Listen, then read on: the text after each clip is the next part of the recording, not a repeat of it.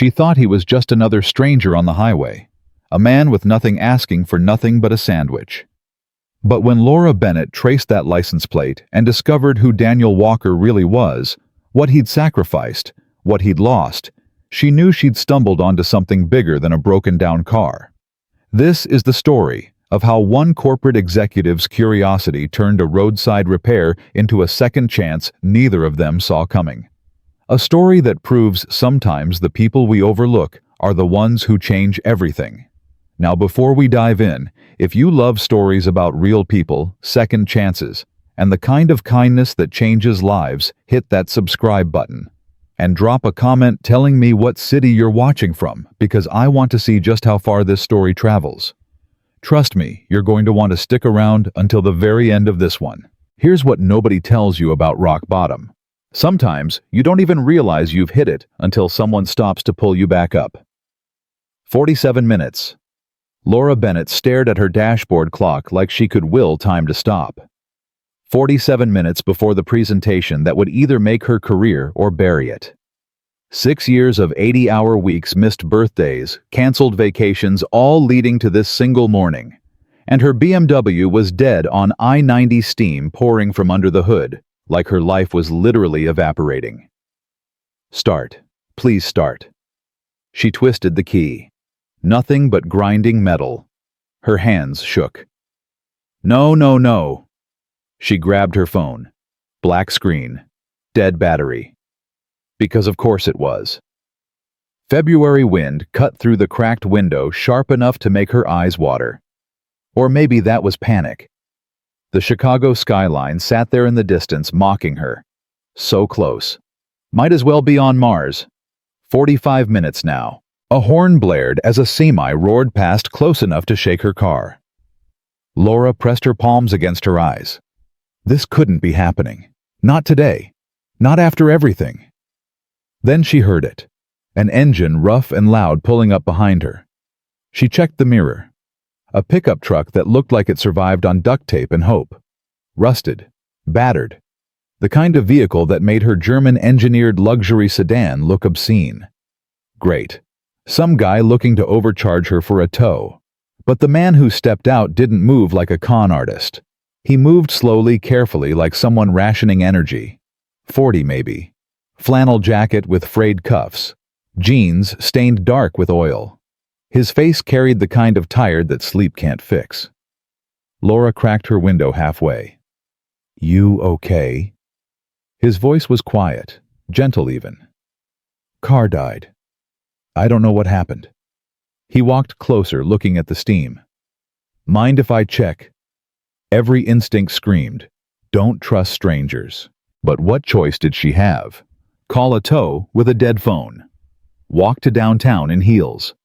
I can't pay much right now. My wallet's at home and my phone's dead and I have to be downtown in 40 minutes. Pop the hood, just like that. No negotiation, no price quote. Laura pulled the lever and watched him disappear behind the raised hood. All she could see was steam and his hands moving with unexpected precision. 43 minutes. What's your name? His voice came from somewhere in her engine. Laura Bennett.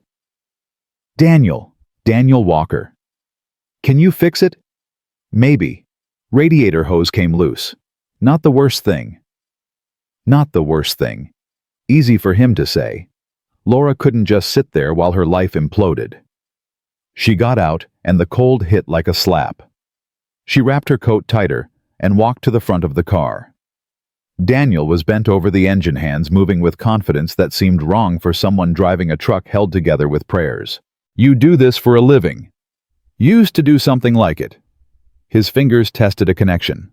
Adjusted. Tested again. Used to. Pause. Longer than necessary. I work at a garage now. Small place. Something in his voice didn't match his words. Like he was reading lines from someone else's script. You're really good at this. She meant it. The way he moved, the speed of his diagnosis, this wasn't some random mechanic.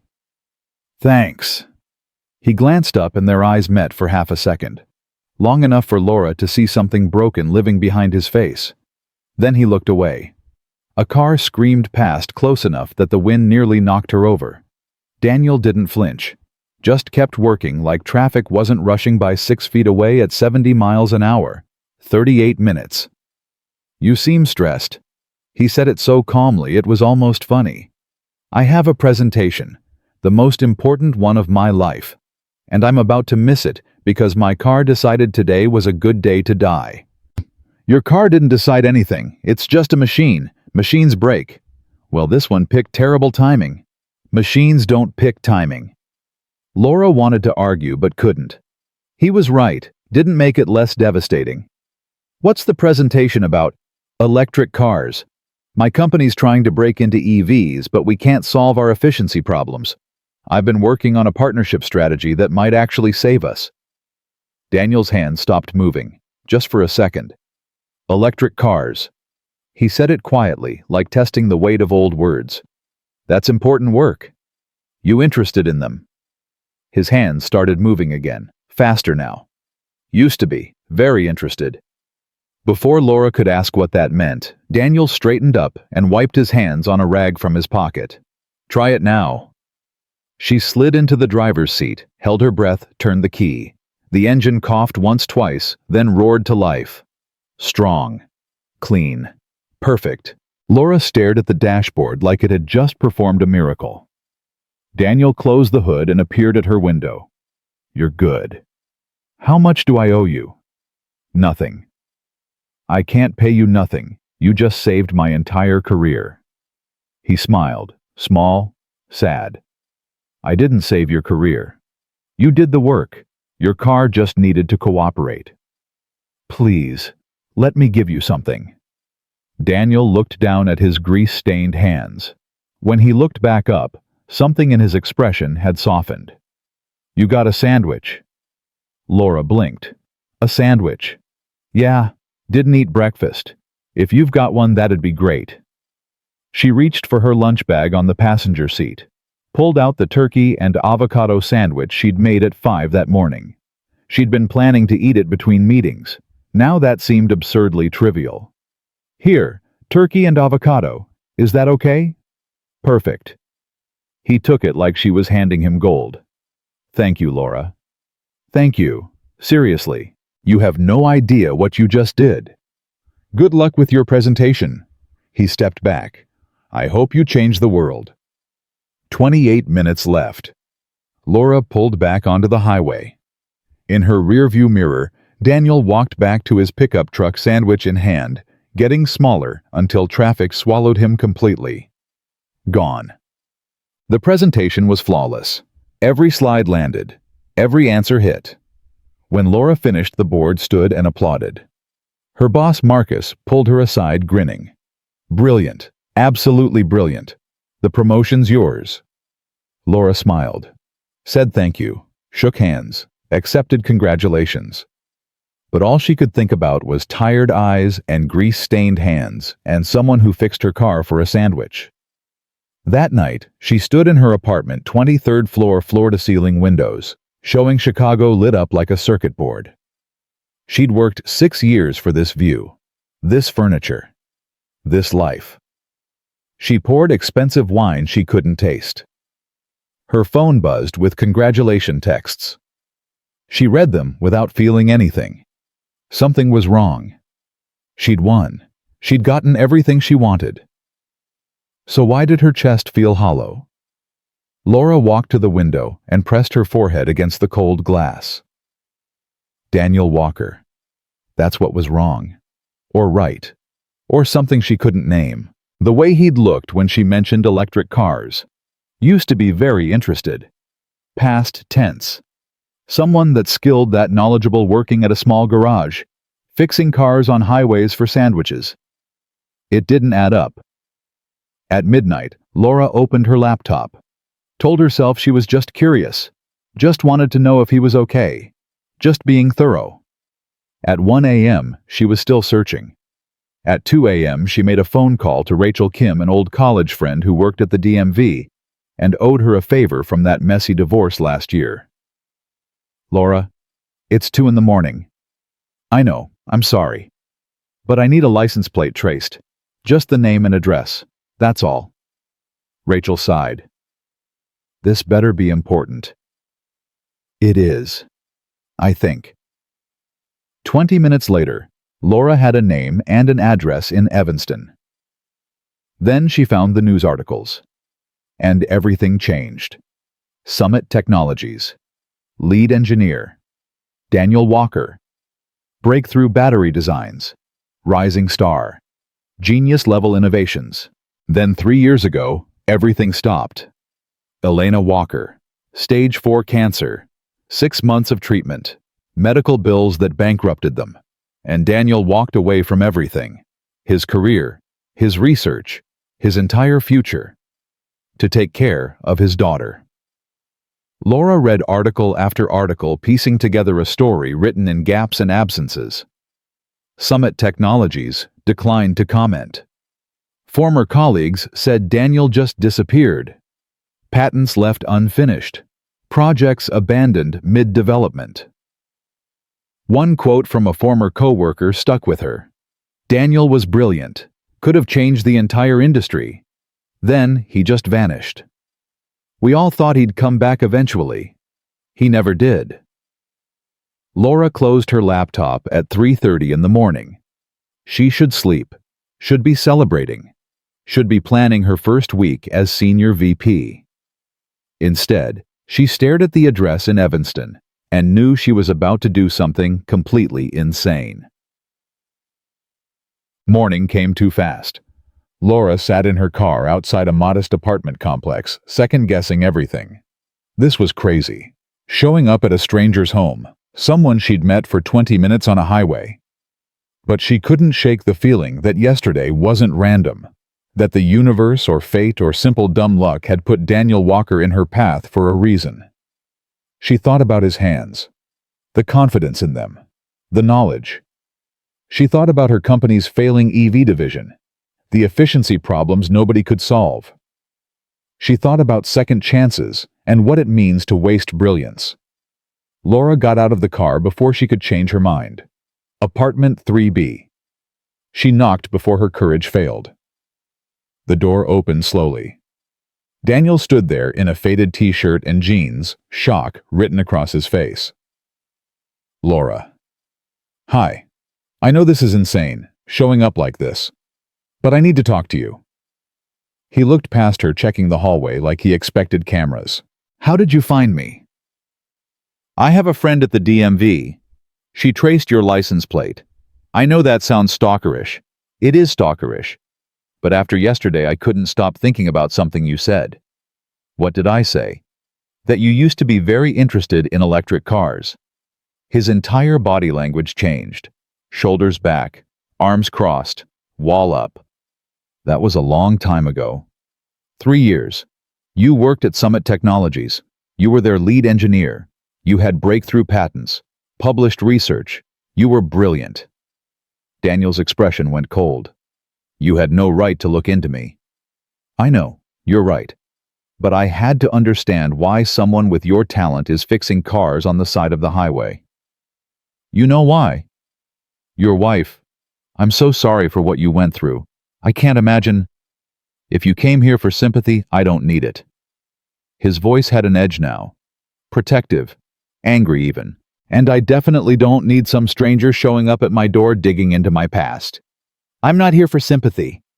Laura held her ground. I'm here to offer you a job. Daniel stared at her. What? Harborline Motors. My company. Our EV division is dying because we can't solve efficiency problems that someone with your background could probably fix in a week. We need you.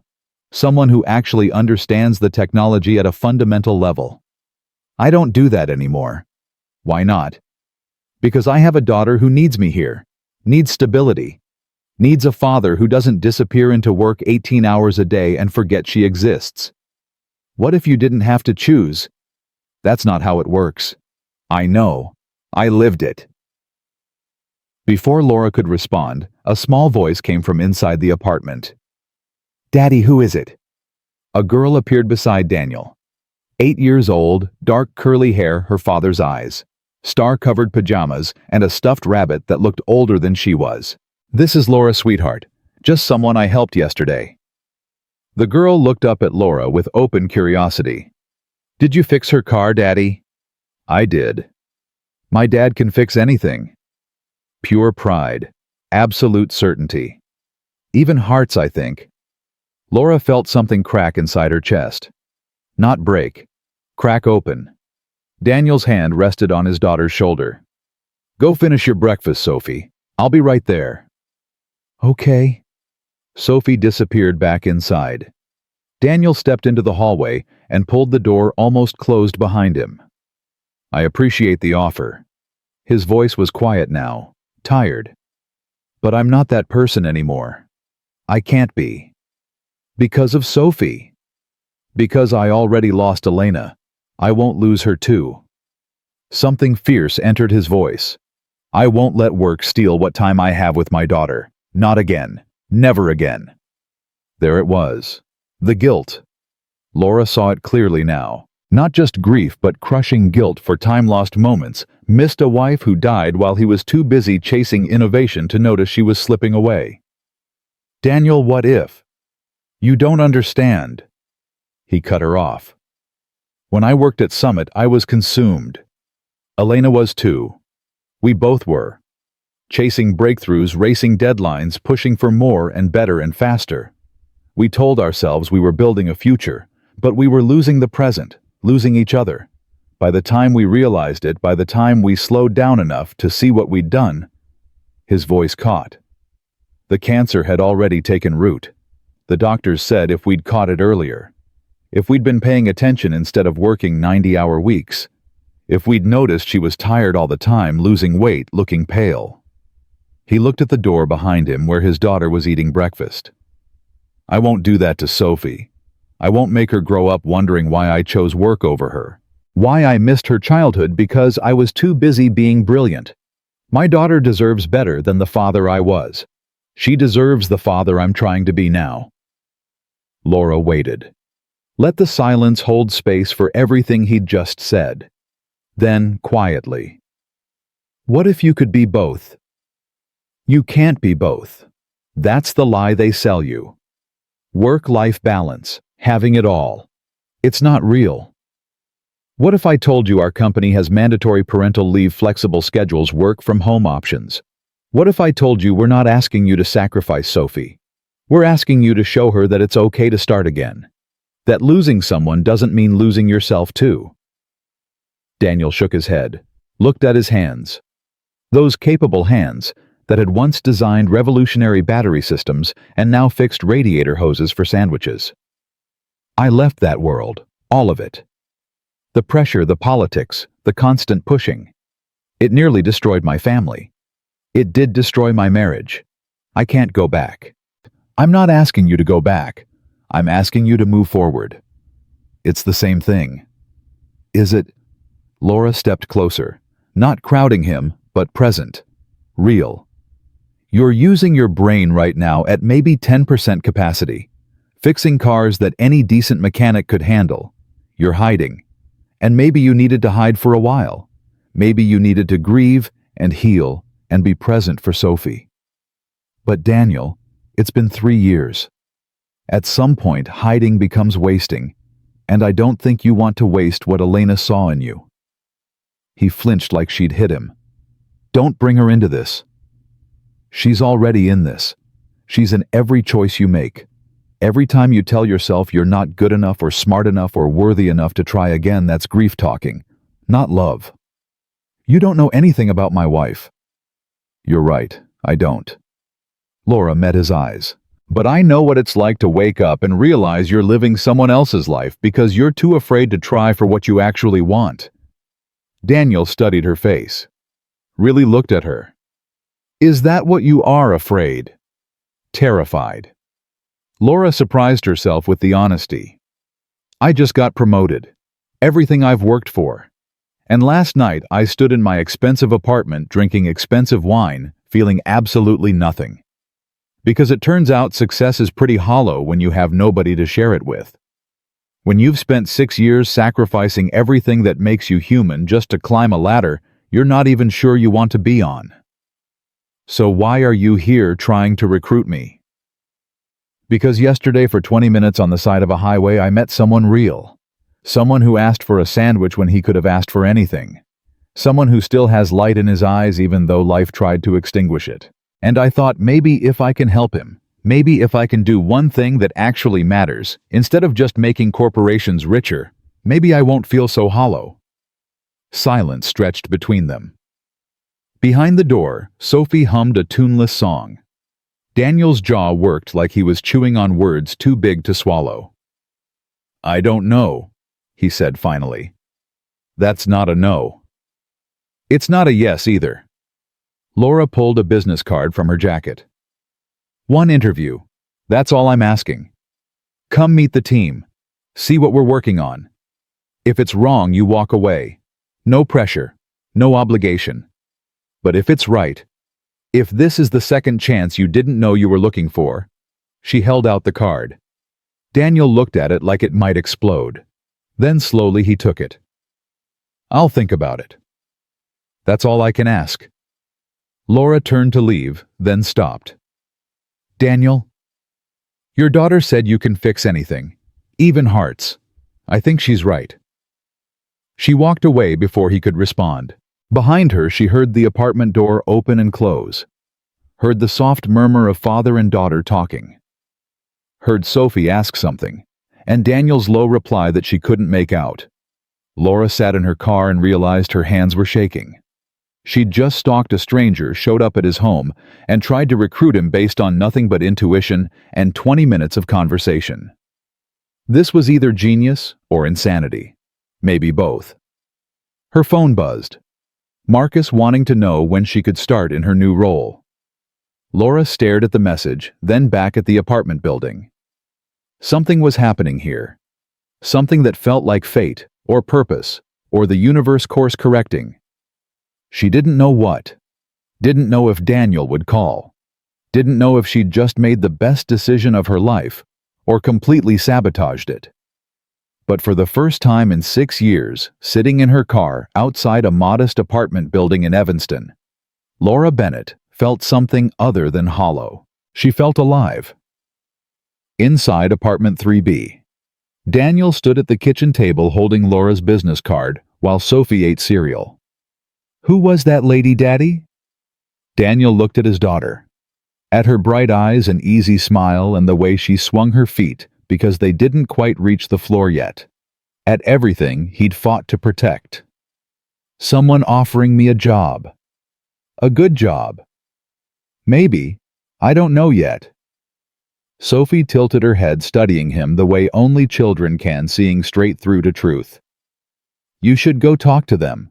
You're really smart, Daddy. You should show people.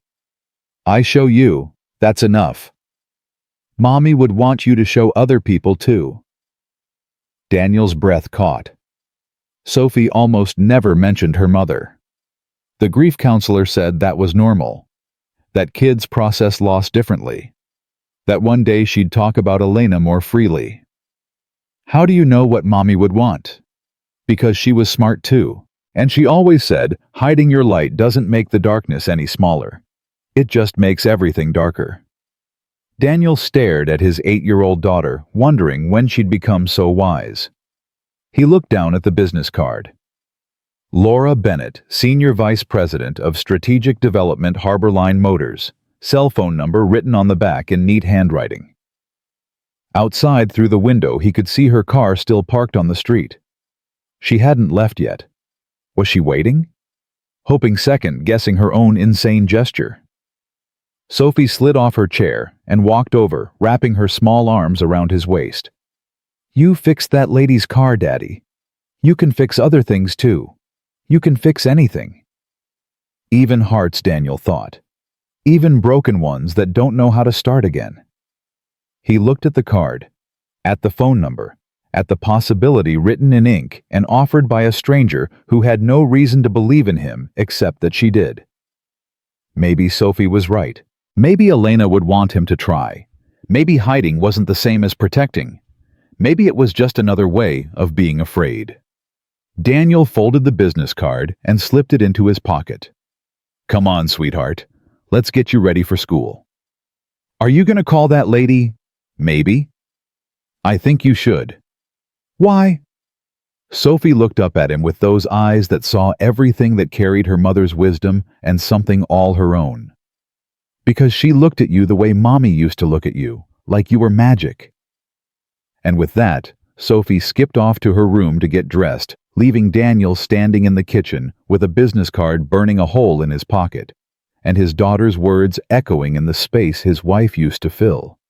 Like you were magic. Daniel pulled out the card one more time, ran his thumb over the embossed letters. Through the window, Laura's car pulled away from the curb and disappeared into morning traffic. But her card stayed in his hand, and for the first time in 3 years, Daniel Walker let himself imagine something other than survival. He let himself imagine possibility. 3 days passed before Daniel called. Laura was in a budget meeting when her phone buzzed. She glanced down, saw the unfamiliar number, almost ignored it. Something made her answer. Hello. Laura, it's Daniel. Daniel Walker. Her heart jumped. She stood up from the conference table, ignoring Marcus's questioning look. Excuse me, I need to take this. She walked into the hallway, closed the door. Daniel, hi. Is the offer still open? Yes, absolutely yes. Silence on the other end. She could hear him breathing, gathering courage. I can come in Thursday, if that works. Sophie has early dismissal that day, so I'd need to be done by 2. Thursday's perfect. 2 o'clock's perfect. Whatever you need. I'm not making any promises. This is just an interview. I understand.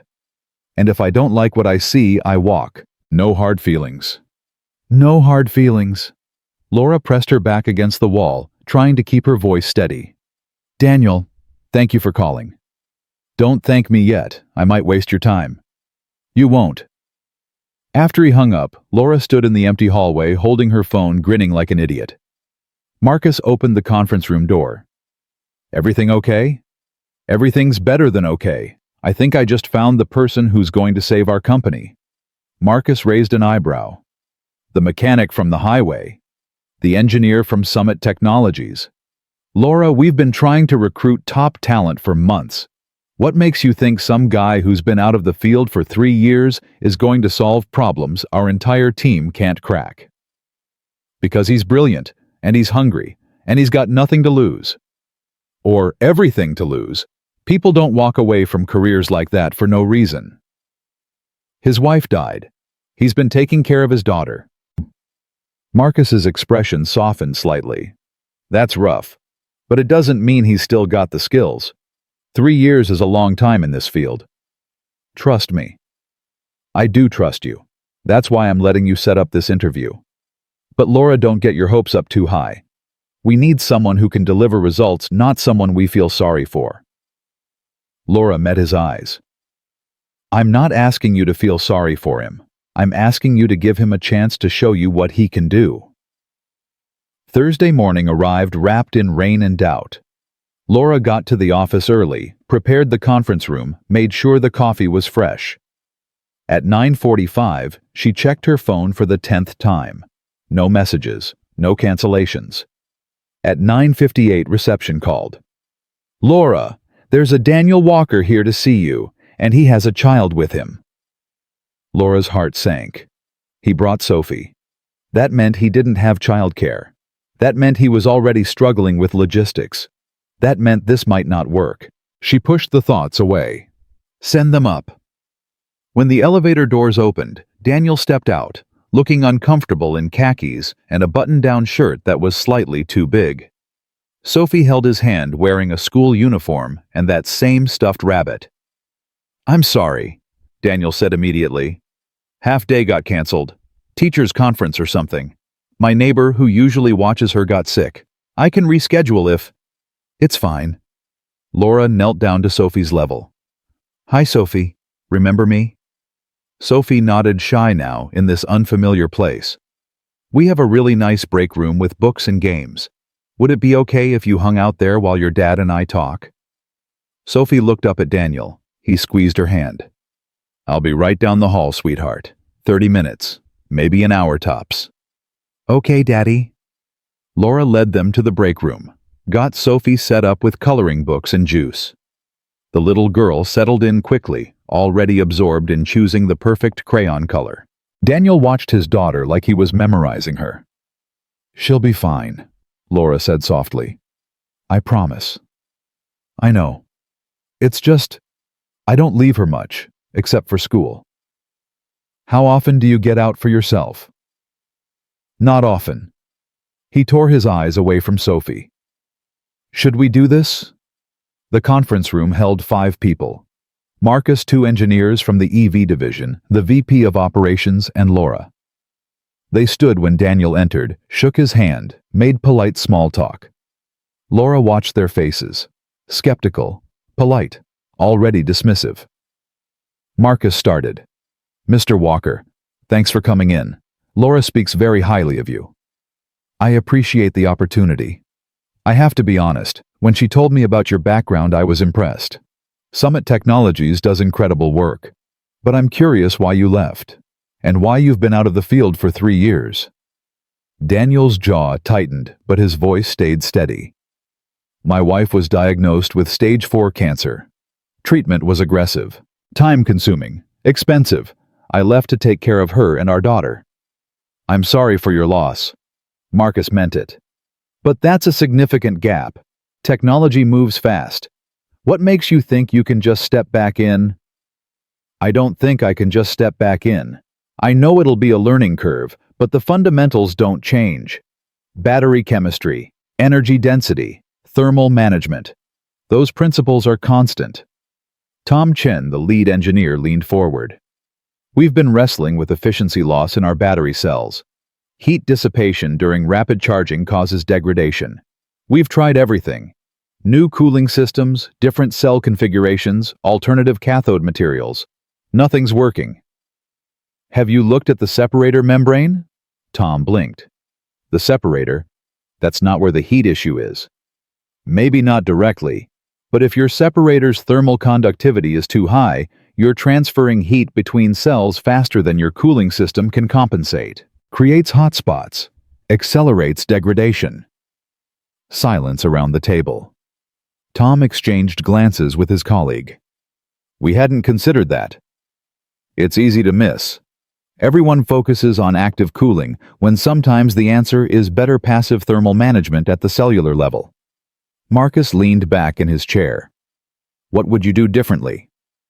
Depends on your current setup. But generally, I'd look at ceramic-coated separators. Better thermal stability, lower conductivity between cells. Might cost more up front, but you'd see significantly better longevity and performance. We tried ceramic separators 2 years ago. They were too brittle, cracked during assembly. What supplier did you use? Tom named a company. Daniel nodded. They had manufacturing defects in their 2023 production run. Class action lawsuit. But there are 3 other suppliers doing ceramic coating now with better quality control.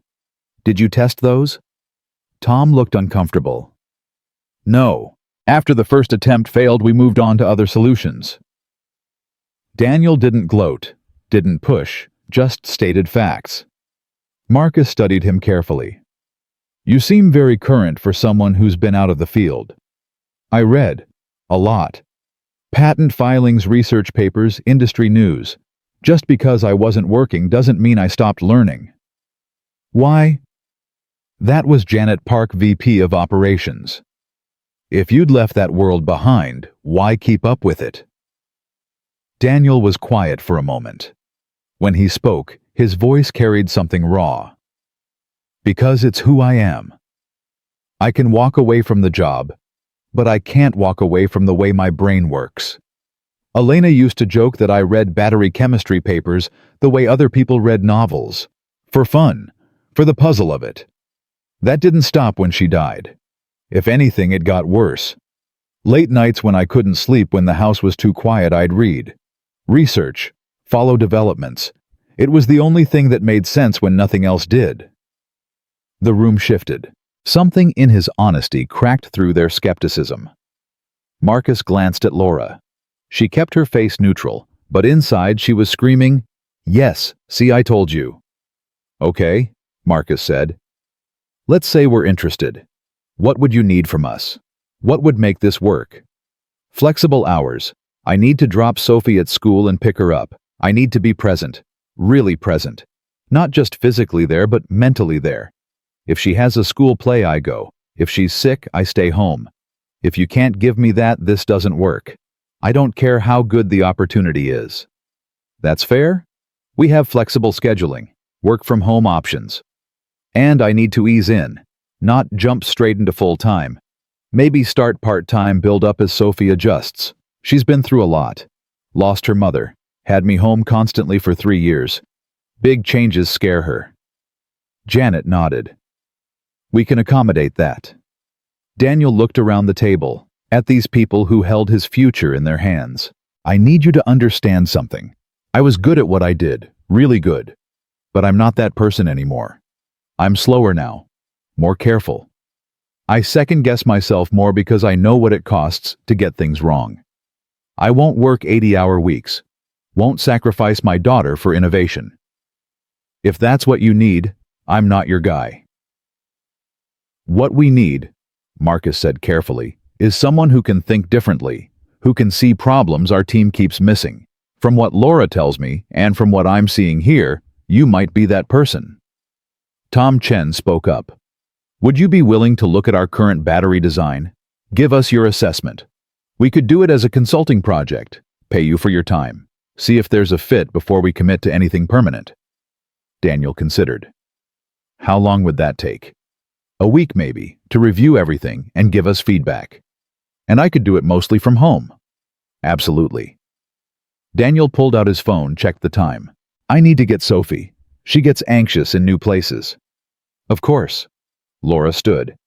"Let's go get her." As they walked toward the break room, Marcus caught Laura's arm. "He's good, really good. But I'm worried about the commitment level. Can he really do this job and be present for his daughter?" "Yes." "You sound sure." "I am sure. Because he's not doing this despite Sophie. He's doing it for her.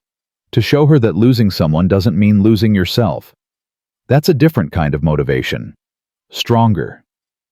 In the break room, Sophie had fallen asleep on the couch, rabbit clutched to her chest, coloring book open beside her. Daniel's entire face softened when he saw her. He knelt beside the couch, gently touched her shoulder. "Sophie, sweetheart, time to go." She blinked awake, confused for a moment, then saw her father and smiled. "Did you get the job, Daddy?" "Maybe. They want me to help them with a project first." "That's good." Sophie sat up, rubbing her eyes. "You're really smart. They should want your help." Laura watched Daniel help his daughter with her coat, the gentle way he fixed her hair, the patience in every movement. This was a man who'd learned what mattered, who'd paid the highest price for that lesson. They walked to the elevator together.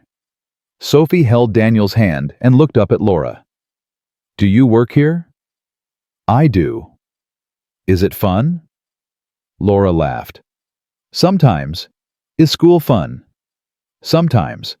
Mostly I like reading and art. Math is hard." "Math is hard," Laura agreed. "Your dad's really good at math, though." "I know. He helps me with homework. He makes it make sense." The elevator arrived. Daniel turned to Laura. "Thank you. For this. For believing I could do it when I didn't believe it myself." "You've got this. I know you do." As the doors closed, Laura caught Sophie's voice. "I like her, Daddy. She's nice." And Daniel's soft reply, "Yeah, she is." Laura walked back to the conference room. Marcus and the team were still there debating. "Well?" she asked. Marcus grinned. "Send him the contract for the consulting project. Let's see what he's got." That night, Daniel sat at his kitchen table with laptop borrowed from the library and 300 pages of technical specifications Laura had emailed. Sophie was asleep. The apartment was quiet except for the hum of the refrigerator and distant traffic. He opened the first file and started reading. Within 20 minutes, he'd found 4 significant problems.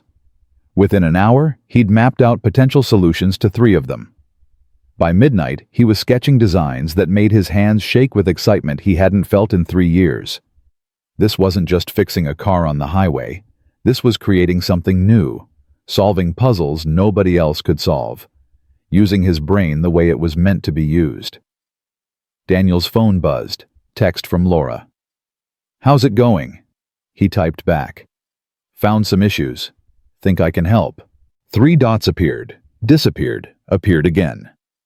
"I knew you could. Get some sleep." He smiled at the screen, then looked at the research spread across his table. Sleep could wait. For the first time in 3 years, Daniel Walker had something worth staying awake for. The week flew by in a blur of analysis and late nights and video calls with Tom's engineering team. Daniel worked after Sophie went to bed before she woke up during lunch breaks at the garage. His boss noticed his distraction, but didn't say anything. The work was still getting done.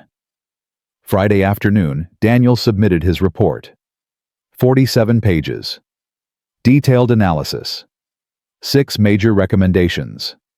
Complete redesign of the battery thermal management system. Laura called 20 minutes later. "Daniel, the team just read your report." His stomach dropped.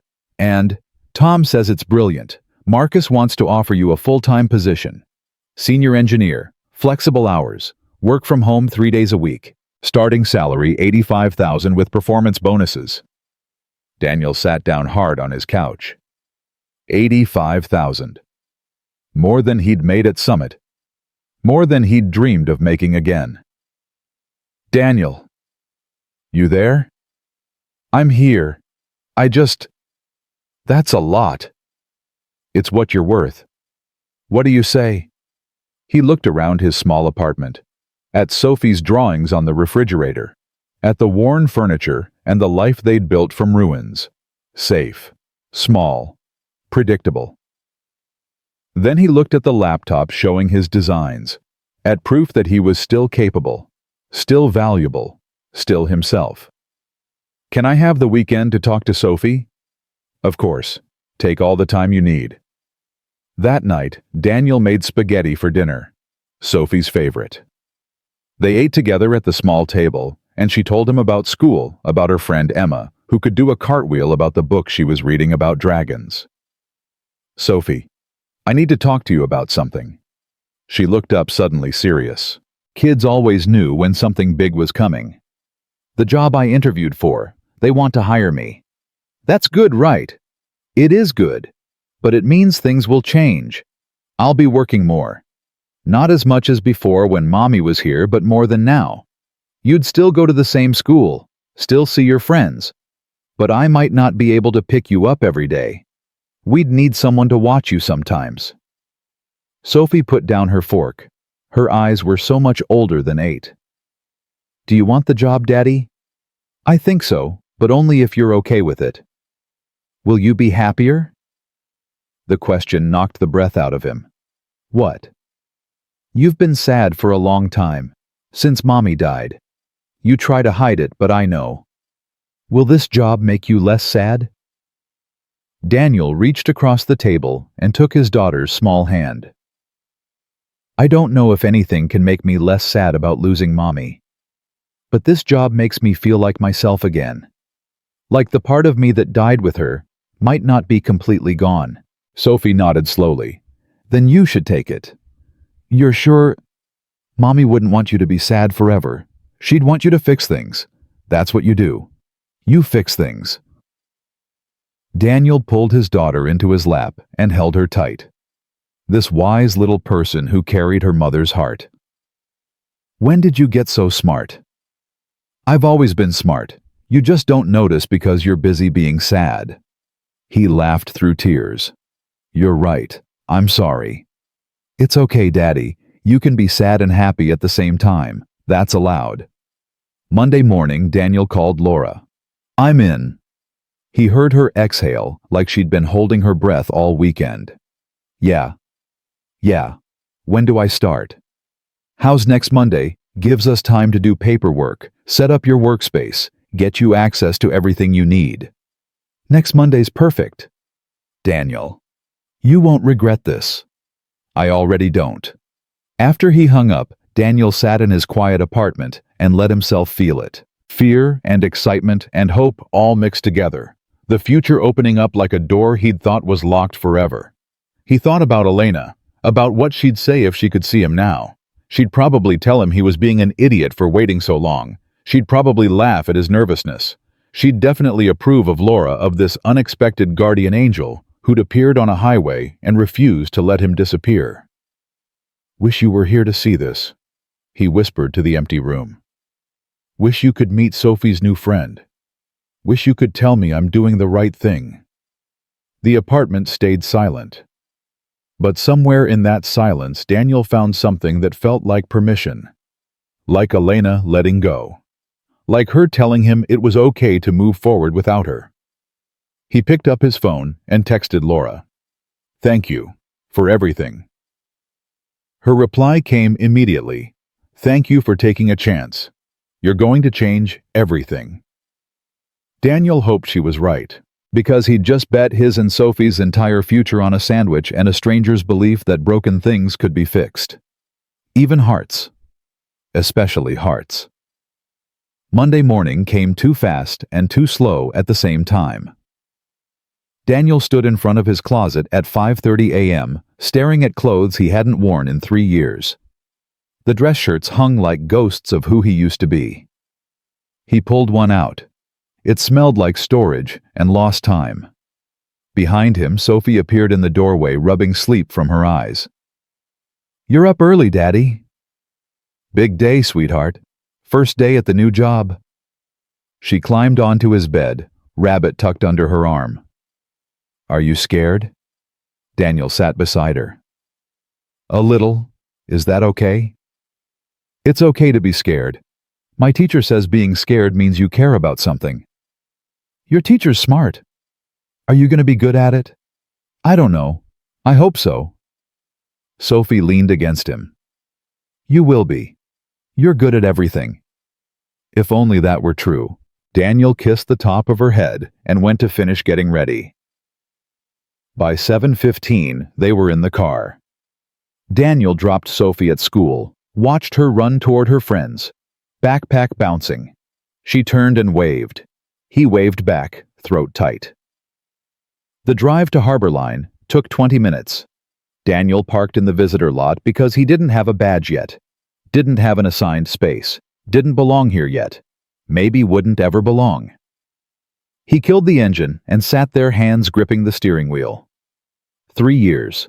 3 years since he'd walked into an office as anything other than a visitor.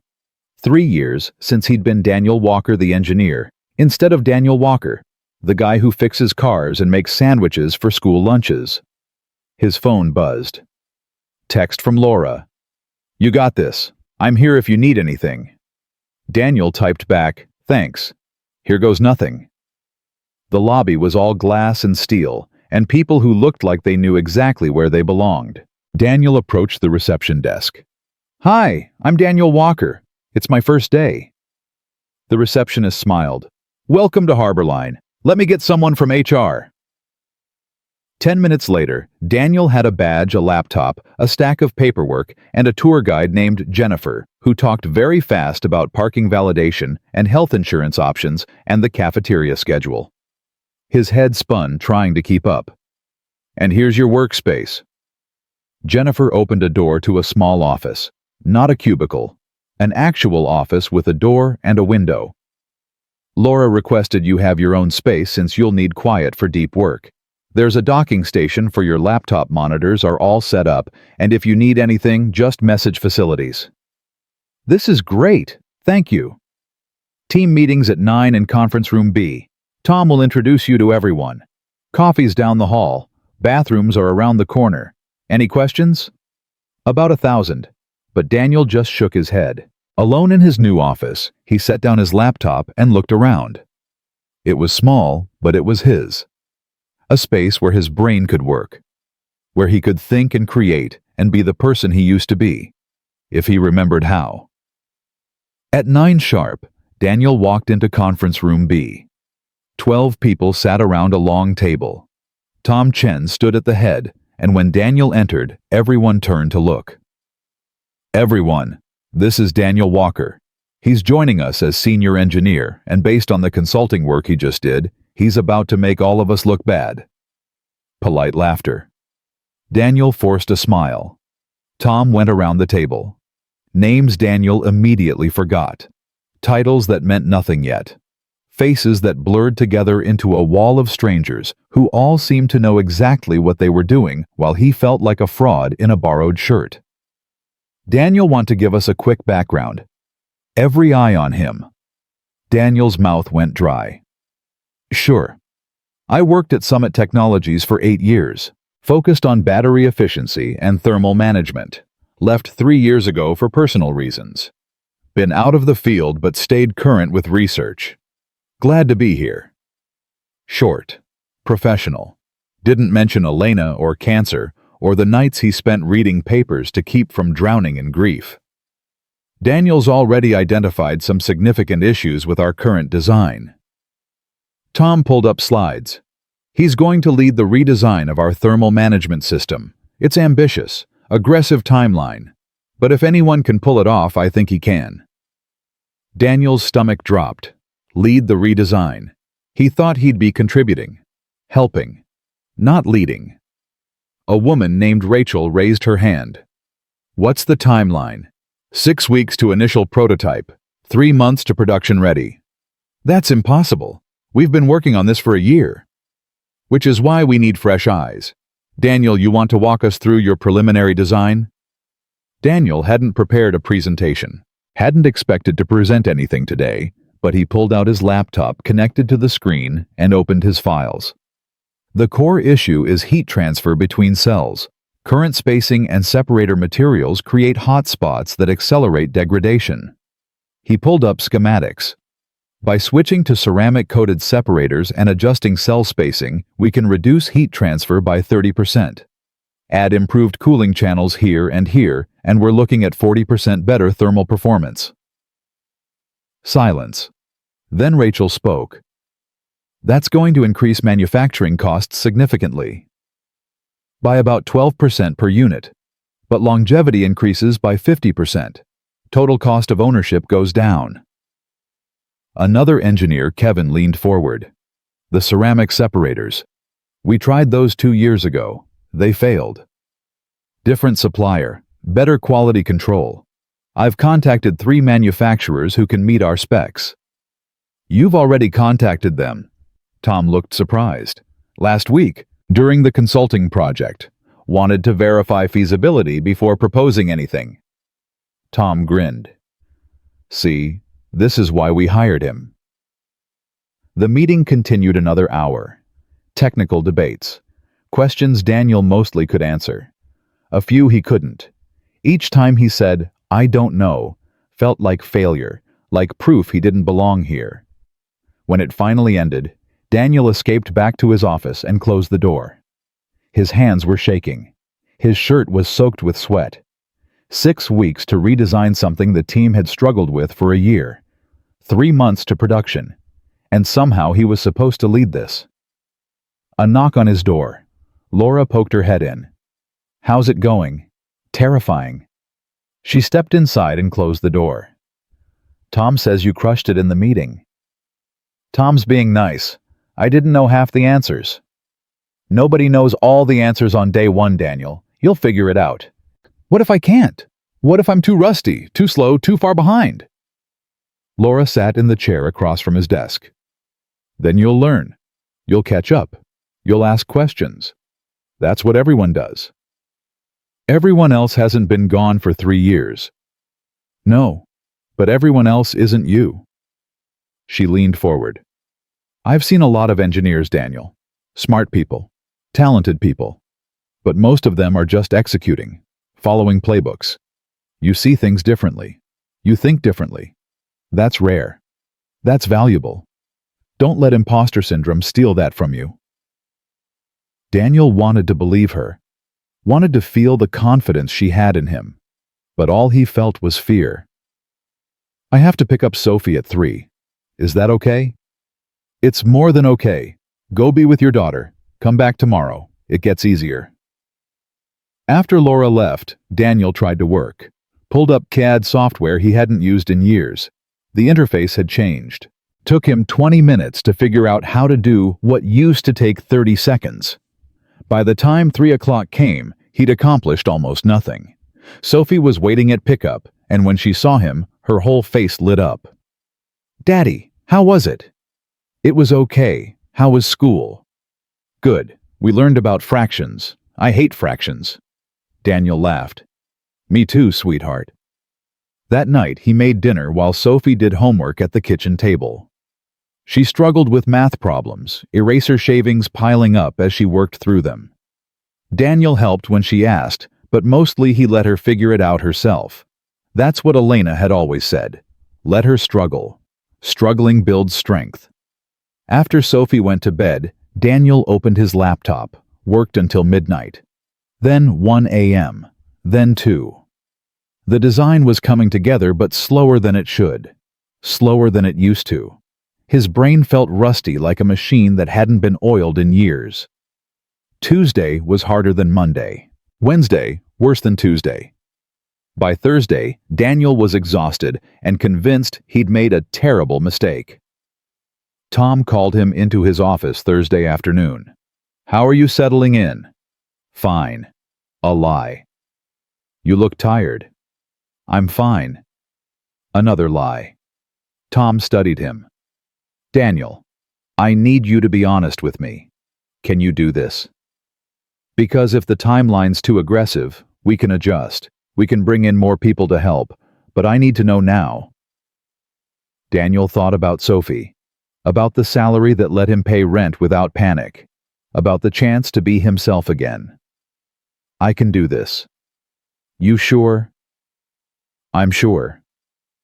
Tom nodded slowly. "Okay." But Daniel, asking for help isn't weakness. It's strategy. After work, Daniel picked up Sophie and took her to the park. She played on the swings while he sat on a bench watching. Another parent sat nearby, a woman typing on her phone. Sophie ran over breathless. "Daddy, can you push me?" Daniel stood and pushed his daughter on the swings higher and higher, her laughter cutting through his exhaustion. This was why he was doing it. Not for himself. For her. To show her that starting over was possible. That falling down didn't mean staying down. "Higher, Daddy." He pushed higher. She shrieked with joy. When they got home, there was a box on his doorstep. Daniel opened it. Inside were books. Advanced battery technology. Thermal management systems. Latest research compilations. And a note in Laura's handwriting. "Thought these might help. You're not alone in this." Daniel stood there holding the note, something cracking in his chest. He wasn't alone. For 3 years, he'd been alone. Him and Sophie against the world. But now, there was Laura. There was Tom. There was a team of people who believed in him even when he didn't believe in himself. Friday morning, Daniel came in early. Before anyone else arrived, he spread his designs across the conference room table, looked at them with fresh eyes, saw the problems clearly now, saw the solutions too. When Tom arrived at 7:30, Daniel was already working. "You're here early." "Couldn't sleep. I think I've been approaching this wrong." "How so?" "I've been trying to redesign the whole system. But we don't need to redesign everything. Just 3 key components. Focus here, here, and here. Leave the rest unchanged. Cuts development time in half." Tom looked at the designs. "This could work." "It will work. I need to run simulations to confirm, but the math checks out." "When did you figure this out?" "About 4 a.m. Tom laughed. "You're doing it again, aren't you? The all-nighter thing?" "It's not an all-nighter if you go to sleep eventually." "Daniel, pace yourself. This is a marathon, not a sprint." But Daniel was already lost in the designs. Fingers flying across his keyboard. The rusty machine of his brain finally starting to turn smoothly again.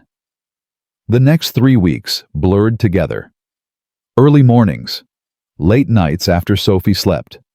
Simulations and prototypes and tests. Small victories and crushing setbacks. The team rallied around Daniel's design, each person contributing pieces. Rachel handled material sourcing. Kevin managed manufacturing specs. Tom ran interference with upper management. And Laura checked in daily. Sometimes just a text. Sometimes coffee on his desk. Sometimes sitting in his office while he worked, not saying anything, just being present. "You don't have to babysit me," Daniel said one evening. "I'm not babysitting. I'm keeping you company." "I'm working." "I know. I like watching you work. You get this look. Like everything else disappears, and it's just you and the problem." Daniel glanced up. "What kind of look?" "Like you're exactly where you're supposed to be." Something passed between them. Something unspoken but real. Daniel looked away first. "Sophie asks about you. Wants to know when you're coming over for dinner." "Tell her any time. I make terrible spaghetti, but I'm excellent at ordering pizza." "She'd like that." Yeah. Friday evening, 3 weeks into the project, Marcus called an emergency meeting. Daniel's stomach dropped. Emergency meetings meant problems. Meant delays or budget cuts or cancellations. But when he walked into the conference room, the entire executive team was there. Board members. People in expensive suits who made decisions about the company's future. Marcus stood. "Daniel, thanks for joining us. We've been reviewing the progress on the battery redesign. We're impressed. Very impressed." Daniel's mouth went dry. "Thank you. So impressed that we want to accelerate the timeline. We've got investors coming in 4 weeks. We need a working prototype to show them. Can you do it?" 4 weeks. They'd been working for 3, and still had 6 more planned. 4 weeks was impossible.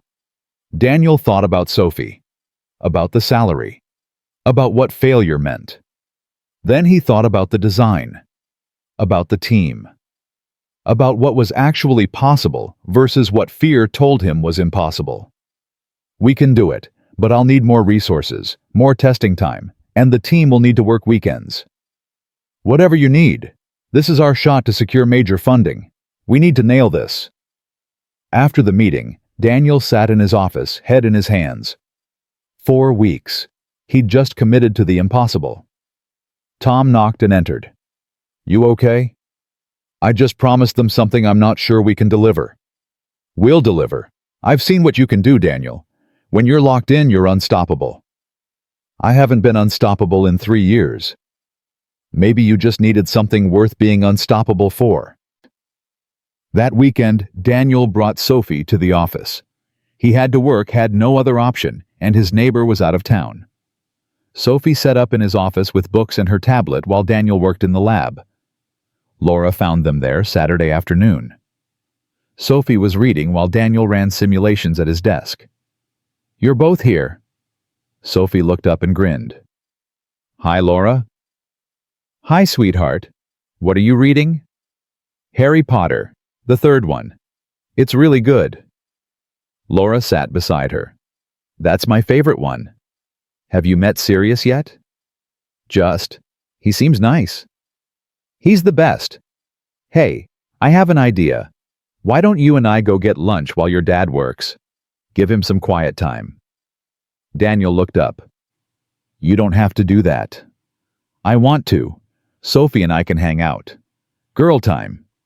Sophie's eyes lit up. "Can we, Daddy?" Daniel hesitated. He barely let Sophie out of his sight except for school. The thought of her being somewhere he couldn't immediately reach her made his chest tight. But he looked at Laura's open, honest face, at Sophie's hopeful expression. "Okay, but keep your phone on. Always." He watched them leave together, Sophie's small hand in Laura's larger one, chattering about her book. The door closed, and Daniel was alone with his work, and a feeling he couldn't quite name. It felt like trust. Like letting go just enough to let someone else in. Like maybe they weren't alone anymore, him and Sophie. Like maybe family could be built, not just born into. He turned back to his simulations and worked. 2 hours later, his phone rang. Laura's voice came through bright and breathless. "We're at the aquarium. Sophie wanted to see the beluga whales. They're incredible. You should see her face." In the background, Daniel heard Sophie squealing with delight. "She's okay. She's perfect. We'll be back in an hour. Focus on work. We've got this." Daniel hung up and realized he was smiling. Really smiling. For the first time in 3 years, the weight on his chest felt lighter.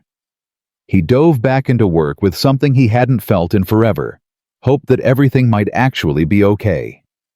The prototype came together with 3 days to spare. Not perfect, but functional. Not revolutionary, but solid. Exactly what they needed. Wednesday morning, the team gathered in the lab for final testing. Daniel connected the battery system, ran diagnostics, held his breath. Green lights across the board. Thermal performance 42% better than baseline.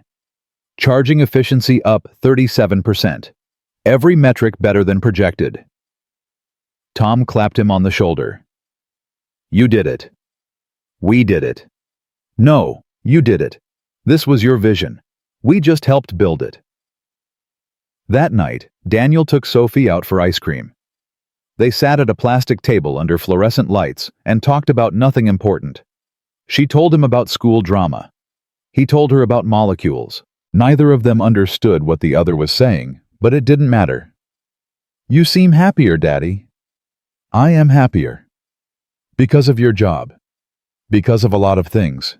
The job. You, Laura. All of it." Sophie swirled her spoon through melting chocolate. "Do you think Mommy would like Laura?" Daniel's throat tightened. "Yeah, sweetheart. I think she'd like her a lot." "Me too. Laura's nice. She listens when I talk. And she doesn't treat me like a baby." "That's important." "Are you and Laura dating?" Daniel nearly choked on his ice cream. "What, no? We're just friends." "But you like her." "Of course I like her." "No, I mean like her. Sophie." "It's okay if you do, Daddy. I won't be sad. I think Mommy would want you to be happy." Daniel looked at his daughter, this impossibly wise 8-year-old, who understood things she shouldn't have to understand. "I'm not ready for that yet." "That's okay. But when you are, I think Laura would be good." Friday arrived. Presentation day. Daniel wore his best shirt, practiced his talking points, tried not to throw up from nerves. The boardroom was intimidating. Leather chairs, massive table, 15 people in expensive suits who could decide the company's fate with a single vote. Marcus made introductions. Tom set up the prototype. And Daniel stood at the front of the room with a laser pointer and slides and 3 years of rust trying to shake his confidence. "Good morning. I'm Daniel Walker, Senior Engineer. 3 weeks ago, you asked for a prototype that would revolutionize our battery efficiency. Here's what we built." He walked them through the design, the problems they'd solved, the innovations they'd implemented, the data showing 42% improvement in thermal performance. Questions came fast. Hard questions, technical questions, cost questions, manufacturing questions. Daniel answered each one. Not perfectly, not always immediately, but honestly, competently, like someone who knew exactly what he was talking about because he did. When he finished, the room was silent. Daniel's heart hammered. He'd blown it, said something wrong, failed.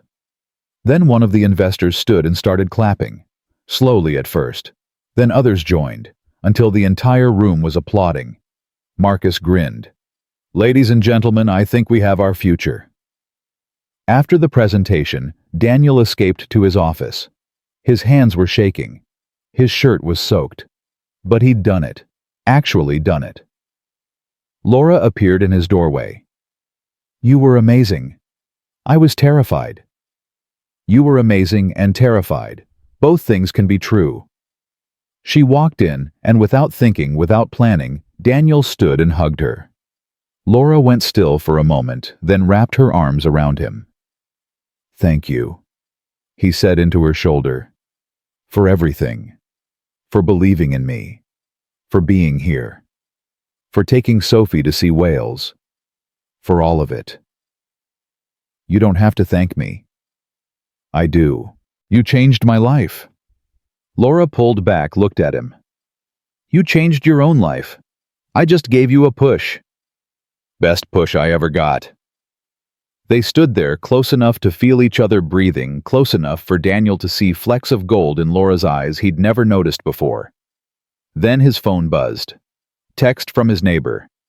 Sophie's ready for pickup whenever you're done. The moment broke. Daniel stepped back. I should go get Sophie. Go.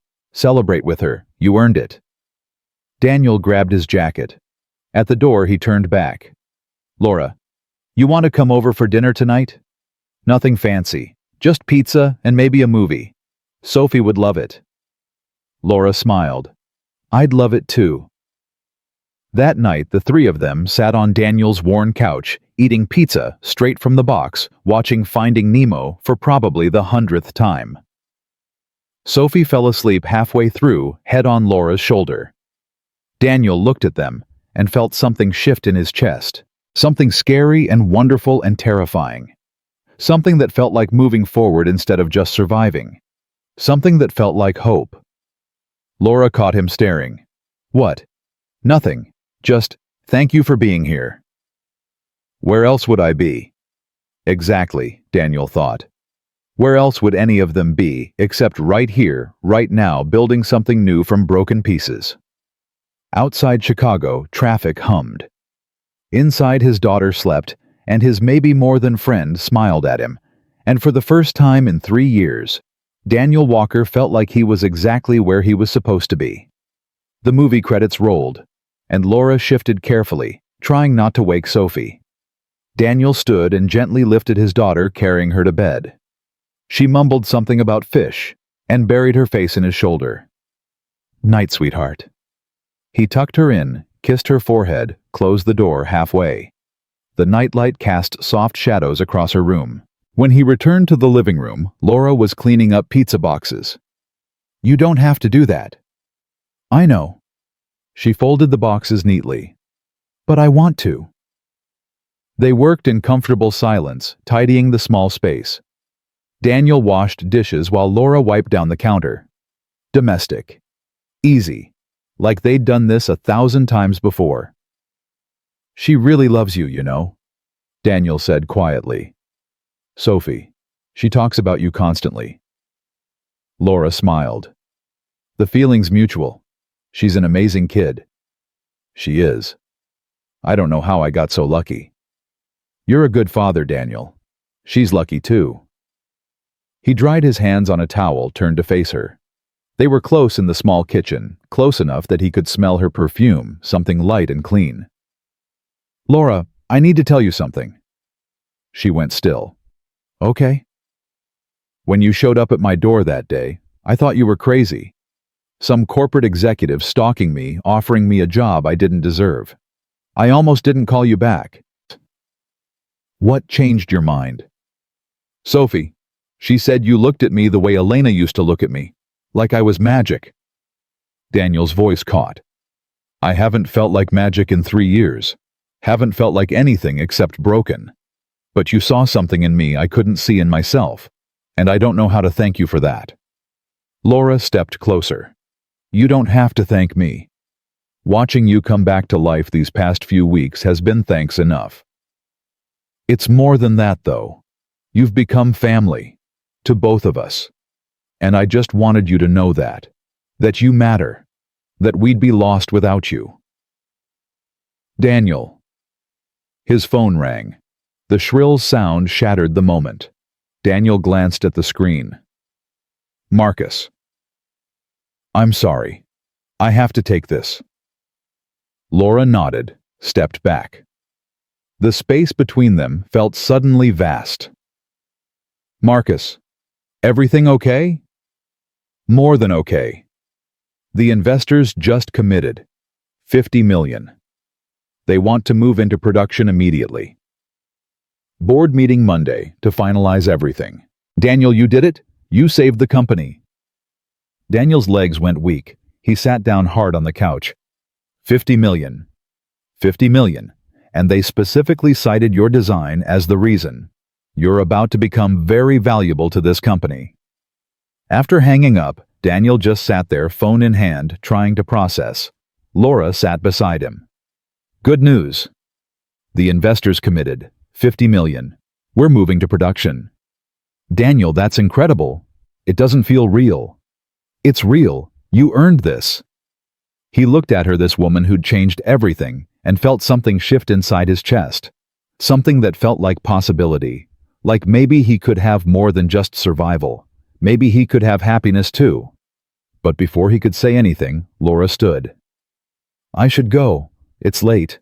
You've had a big day. Stay. The word came out before he could stop it. I mean, it's late. You could take the couch. I don't want you driving tired. Laura studied his face. Whatever she saw there made her nod slowly. Okay. Just tonight. Daniel gave her blankets and a pillow, said goodnight, went to his room. But he didn't sleep. Just lay there staring at the ceiling, thinking about $50 million and second chances, and the woman sleeping 20 feet away who'd made all of it possible. In the living room, Laura didn't sleep either. She lay on the couch listening to the quiet sounds of the apartment and wondering when exactly she'd fallen for Daniel Walker, when helping him had turned into needing him, when his success had become more important than her own. Morning came with Sophie jumping on Daniel's bed. Daddy, Laura's still here. Can we make pancakes? Daniel groaned and checked his phone. 6:30. Sophie, it's Saturday. We could sleep in. But Laura's here. We should make pancakes. In the living room, Laura was already awake folding blankets. Morning. Sorry I tried to keep her quiet. It's fine. Apparently we're making pancakes. They cooked together in the cramped kitchen, Sophie directing like a tiny general. Daniel handled the batter while Laura manned the griddle. They bumped into each other, laughed, worked around each other with surprising ease. Over breakfast, Sophie talked non-stop about her week, her friends a field trip coming up to the Science Museum. Can Laura come, Daddy, please? Sophie, Laura has work. Actually, I'm off that day. Laura smiled at Sophie. I'd love to come, if it's okay with your dad. Daniel looked at his daughter's hopeful face, at Laura's genuine smile, and felt his resistance crumble. Okay, Laura can come. Sophie cheered and threw her arms around Laura's neck. Over Sophie's shoulder, Laura met Daniel's eyes. Something passed between them. Something unspoken but understood. They were becoming something. He didn't know what yet, but something. Monday morning brought the board meeting Daniel had been dreading. He sat at the massive conference table, surrounded by executives and lawyers, and people who spoke in acronyms he barely understood. Marcus presented the investor deal. $50 million in exchange for 20% equity. Production timeline. Marketing strategy. Distribution plans. Then he turned to Daniel. Our success here is built entirely on the innovation of our engineering team, led by Daniel Walker. Daniel, can you give us a production timeline? Every eye turned to him. Daniel pulled up his presentation, forced his voice steady. Initial production run in 8 weeks. Full-scale manufacturing in 6 months. We've streamlined the supply chain, identified backup suppliers for critical components, and built in quality control checkpoints at every stage. Questions came. Daniel answered them. Not always perfectly, but confidently. Like someone who knew his stuff because he did. At the end, the board voted unanimously to approve the deal. After the meeting, one of the board members approached Daniel. Harold Chen, 60-something, sharp eyes, reputation for being impossible to impress. Mr. Walker, that was an impressive presentation. Thank you, sir. I understand you left Summit Technologies 3 years ago. Personal reasons. Daniel's shoulders tensed. That's correct. I also understand your wife passed away. Cancer. I'm sorry for your loss. I appreciate that. Harold studied him carefully. My wife died 5 years ago. Heart attack. Sudden. No warning. I thought my life was over. Thought I'd never be able to work again. Never be able to focus on anything except the loss. Daniel didn't know what to say. Just waited. But here's what I learned. The best way to honor the people we've lost is to keep living. Keep creating. Keep pushing forward. Your wife would be proud of what you're doing here. You didn't know my wife. No, but I know grief. And I know what it takes to climb out of it. You're doing good work, son. Don't let anyone tell you otherwise. After he left, Daniel stood in the hallway feeling like he'd been punched. In a good way, in a way that made breathing easier. Laura found him there. You okay? Yeah, just had an unexpected conversation. Good unexpected or bad unexpected? Good, I think. Someone understood something I didn't think anyone could understand. She squeezed his hand. Brief, gentle, but it steadied him. That week blurred into action. Production meetings, supplier negotiations, quality control protocols. Daniel worked long days but kept his promise. Home for dinner, bedtime stories, Sophie's school play where she had 3 lines as a tree and took it very seriously. Laura came to the play too, sat beside Daniel in the uncomfortable auditorium chairs and clapped louder than anyone when Sophie delivered her lines perfectly. Afterward, they took Sophie for ice cream, celebrated her theatrical debut, laughed until their sides hurt when Sophie insisted trees should have more speaking parts. You were amazing, sweetheart, Daniel said. I only had 3 lines. Best 3 lines in the whole show, Laura added. Sophie beamed. Next year I'm going to audition for a person, maybe even the lead. You'd be great as the lead. Daniel meant it. Walking back to the car, Sophie ran ahead. Laura walked beside Daniel, their hands almost touching. She's going to break hearts someday, Laura said. Don't remind me, I'm not ready for that. Are you ready for anything? Laura asked quietly. Daniel stopped walking, looked at her. Really looked. I don't know. Maybe. Are you asking about something specific? Laura's cheeks flushed. No, never mind. But Daniel caught her hand before she could walk away. Laura, what are we doing here? What do you mean? I mean us, this, whatever this is, because it feels like more than friendship, more than gratitude, and I need to know if I'm imagining that or if you feel it too. Sophie called from the car. Come on, guys, I'm cold. Laura squeezed his hand. We should talk. But not here. Not now. Soon. Soon. That night Daniel lay in bed thinking about Laura's hand in his. About the way she looked at him. About the terrifying, wonderful possibility that maybe he could have this. Maybe he was allowed to be happy again. His phone buzzed. Text from Laura. I feel it too, just so you know. Daniel stared at the message for a long time before typing back. Good, because I have no idea what I'm doing. Her reply came immediately. Me neither. We'll figure it out together. The next 6 weeks were chaos. Production ramp up. Testing protocols. Manufacturing hiccups. Small fires Daniel had to put out daily. But through it all, Laura was there. Not hovering. Not interfering. Just present. A steady point in the storm. They started having coffee together every morning. Started texting throughout the day. Small things, stupid things. Photos of Sophie. Complaints about meetings. Inside jokes nobody else would understand. Sophie noticed, of course. Kids always noticed. Are you and Laura boyfriend and girlfriend now? It's complicated, sweetheart. Why? Because grown-up relationships are complicated. That's a dumb answer. Daniel laughed. You're right, it is. Honestly, I don't know what we are yet, but I like her. A lot. Do you love her? The question knocked the breath out of him. Sophie. It's okay if you do, Daddy. I told you already. I think Mommy would want you to be happy. And Laura makes you happy. I can tell. When did you get so wise? I've always been wise. You just don't listen. Daniel pulled his daughter into a hug, this impossible kid who understood everything. I love you. You know that. I know. I love you too. Now can we invite Laura over for dinner again? I want to show her my science project.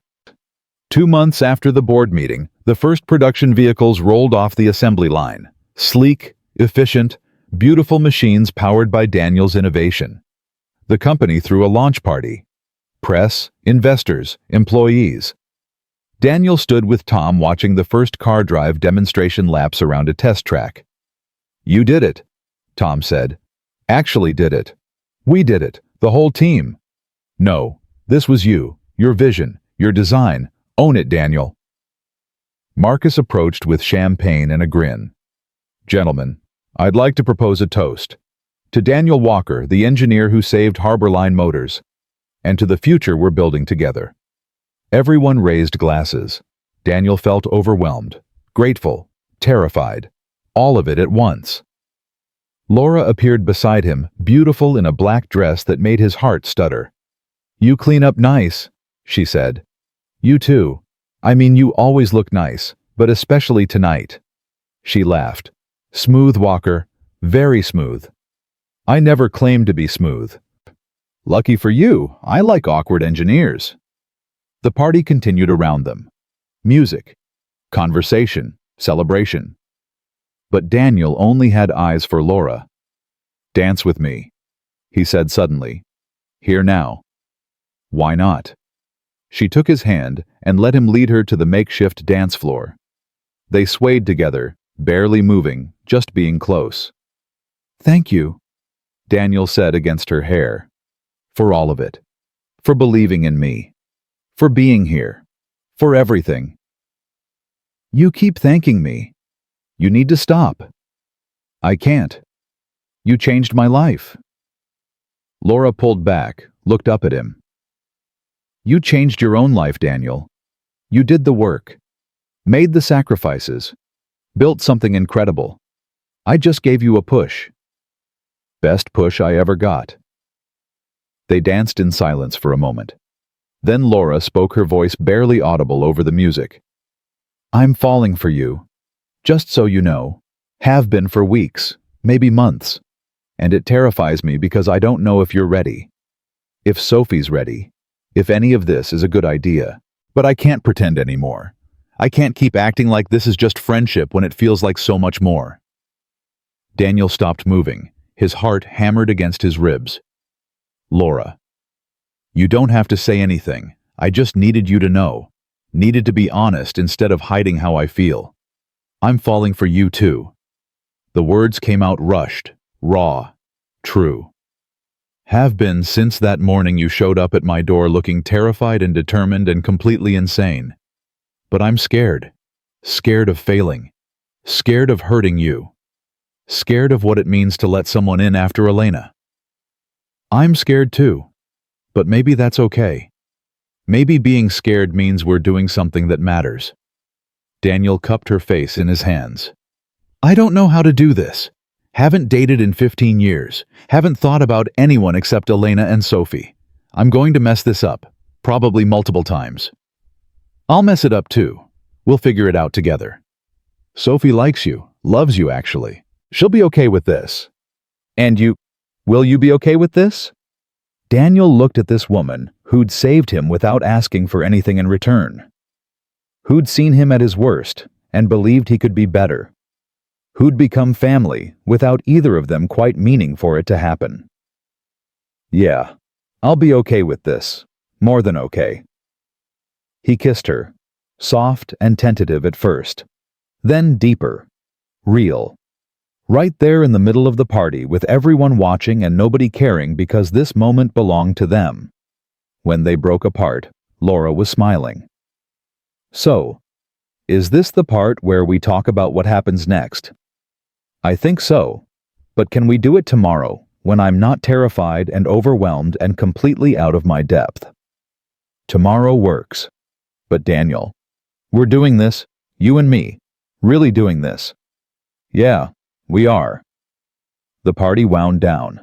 Daniel found Sophie with Tom's kids playing some elaborate game involving toy cars and a lot of sound effects. She looked up when he approached. "Ready to go home, sweetheart? Can Laura come?" Daniel glanced at Laura, who'd followed him over. "Do you want to come? Always. In the car, Sophie chattered about the party, the cars, the food. But when they pulled up to the apartment, she went quiet. "Daddy, are you and Laura together now, like boyfriend and girlfriend?" Daniel met Laura's eyes in the rearview mirror. She nodded slightly. "Yeah, sweetheart, we are. Is that okay?" Sophie was quiet for a long moment, long enough that Daniel's chest tightened with worry. Then she unbuckled and threw her arms around both of them from the back seat. "Finally, I've been waiting forever for you guys to figure it out." Daniel laughed, relief flooding through him.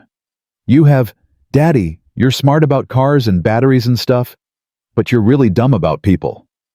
Laura cracked up. "She's not wrong. Thanks for the support." Inside the apartment, Sophie got ready for bed, while Daniel and Laura sat on the couch. Close, but not touching. Still figuring out how to be this new thing they'd become. "She took that well," Laura said. "She's been telling me for weeks that I should ask you out. Apparently I'm oblivious. Kids see things clearly sometimes." Sophie appeared in her pajamas, rabbit tucked under her arm. She climbed onto the couch between them. "Laura, can I ask you something?" "Of course, sweetie." "Are you going to be like a mom to me, because I don't really remember my real mom very much, and that makes me sad sometimes?" Daniel's throat closed. He started to speak, but Laura beat him to it. "Sophie, I will never try to replace your mom. She was special and important, and she loved you so much. But I would love to be someone who cares about you and helps take care of you and is here for you whenever you need me, if that's okay with you." Sophie nodded seriously. "That's okay. I'd like that." "And Sophie," Laura continued gently, "it's okay that you don't remember your mom very much. That doesn't mean she's not part of you.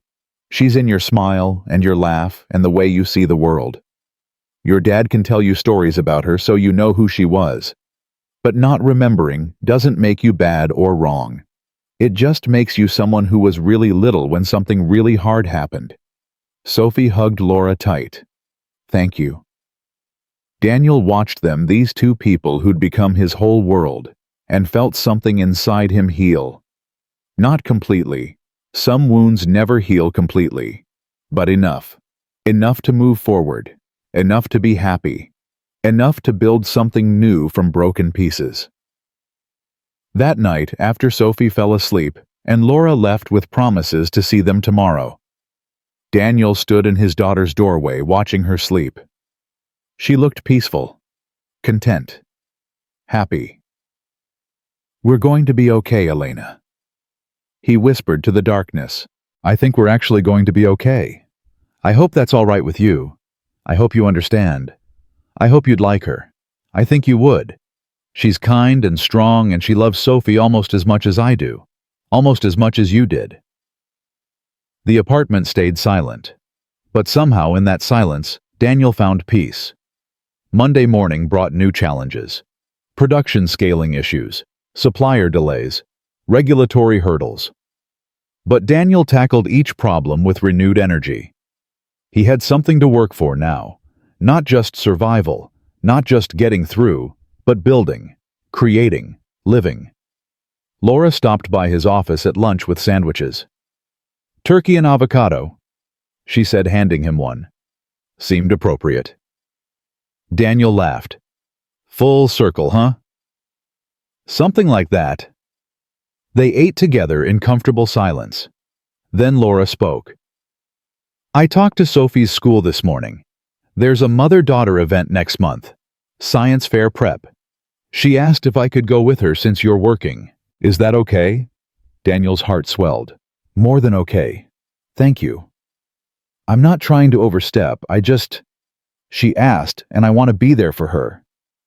"Laura, you're not overstepping. You're becoming exactly what we need. What we've needed for a long time. Thank you for seeing us, for choosing us. Thank you for letting me in." That afternoon, Marcus called Daniel to his office. He looked serious, concerned even.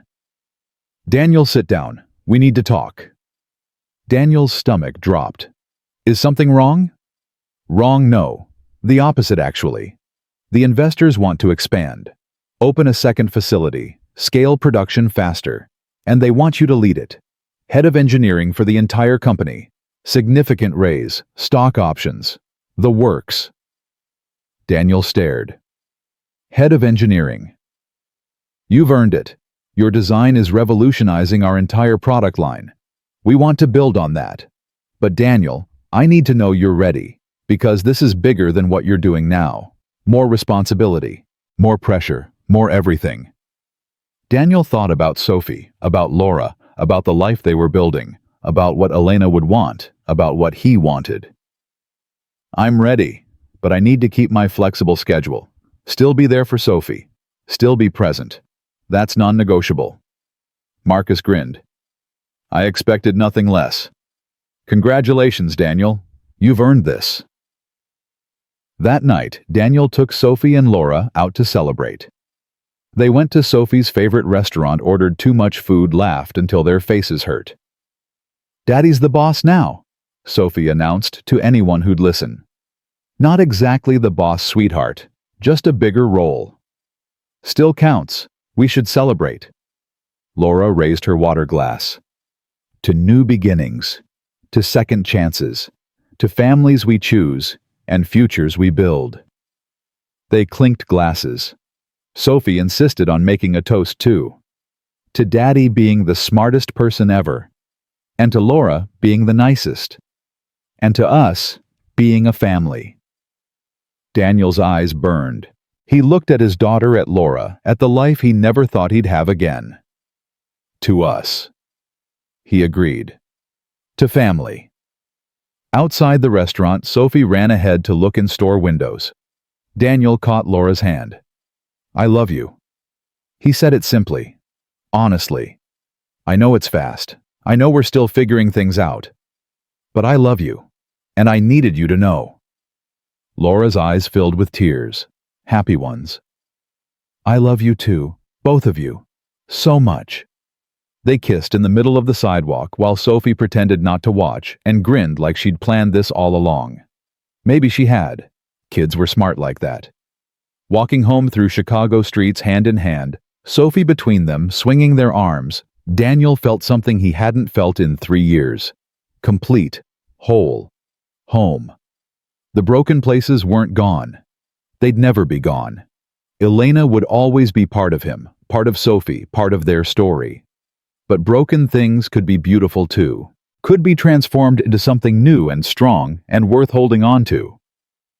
Daniel Walker had learned that lesson the hard way. But standing there with his daughter, and the woman he loved, watching traffic flow and life continue all around them, he was grateful for every hard moment that had led him here. To this. To them. To hope. To a future built from kindness and second chances and one sandwich that changed everything. 6 months passed like water through fingers, fast and slow at the same time. Each day bringing new challenges, new victories, new moments that stitched themselves into the fabric of their lives. Daniel's promotion changed everything and nothing. He worked longer hours but smarter, delegated better, trusted his team, and every single day he was home for dinner. Every single school event he was there.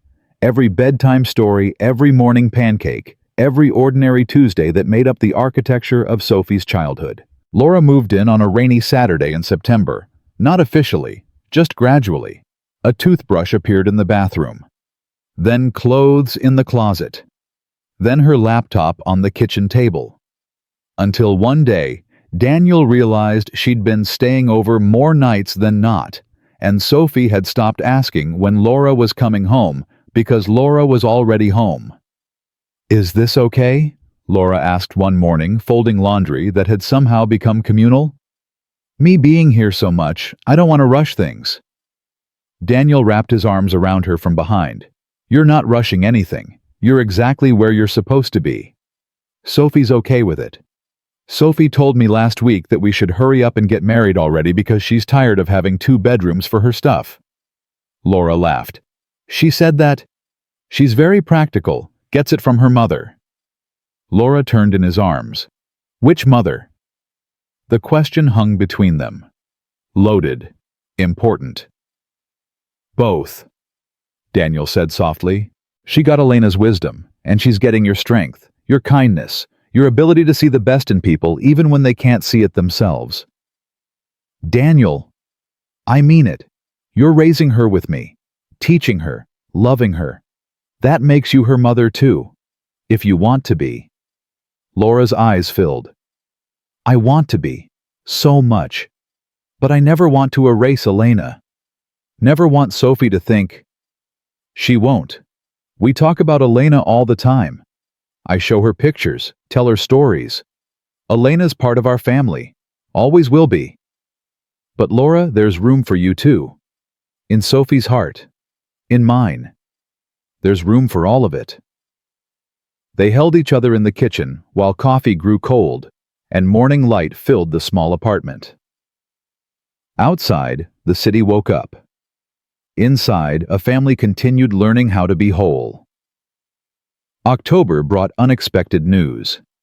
The Industry Awards Committee announced their nominations for Engineer of the Year. Daniel's name was on the list. Top 3. The ceremony would be in December.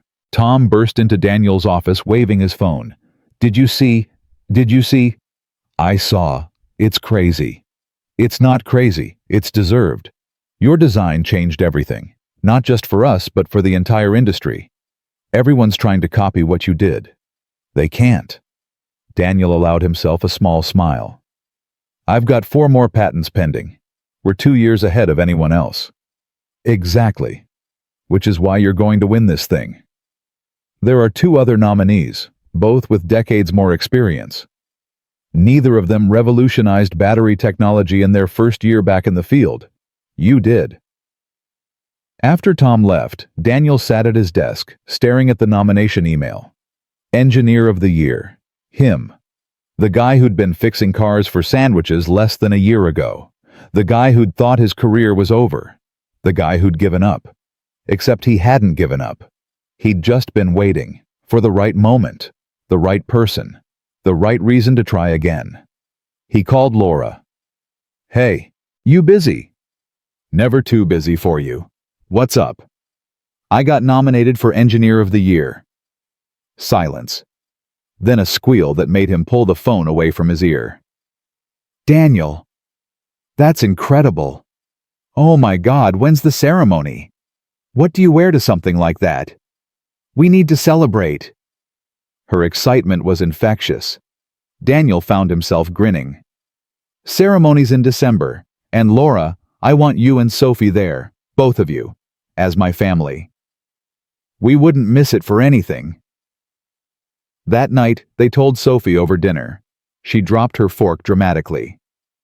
You're going to be famous, Daddy. Not famous, just recognized. Same thing. Can I come? Please, please, please. Of course you can come. We'll get you a fancy dress. Make it a whole thing.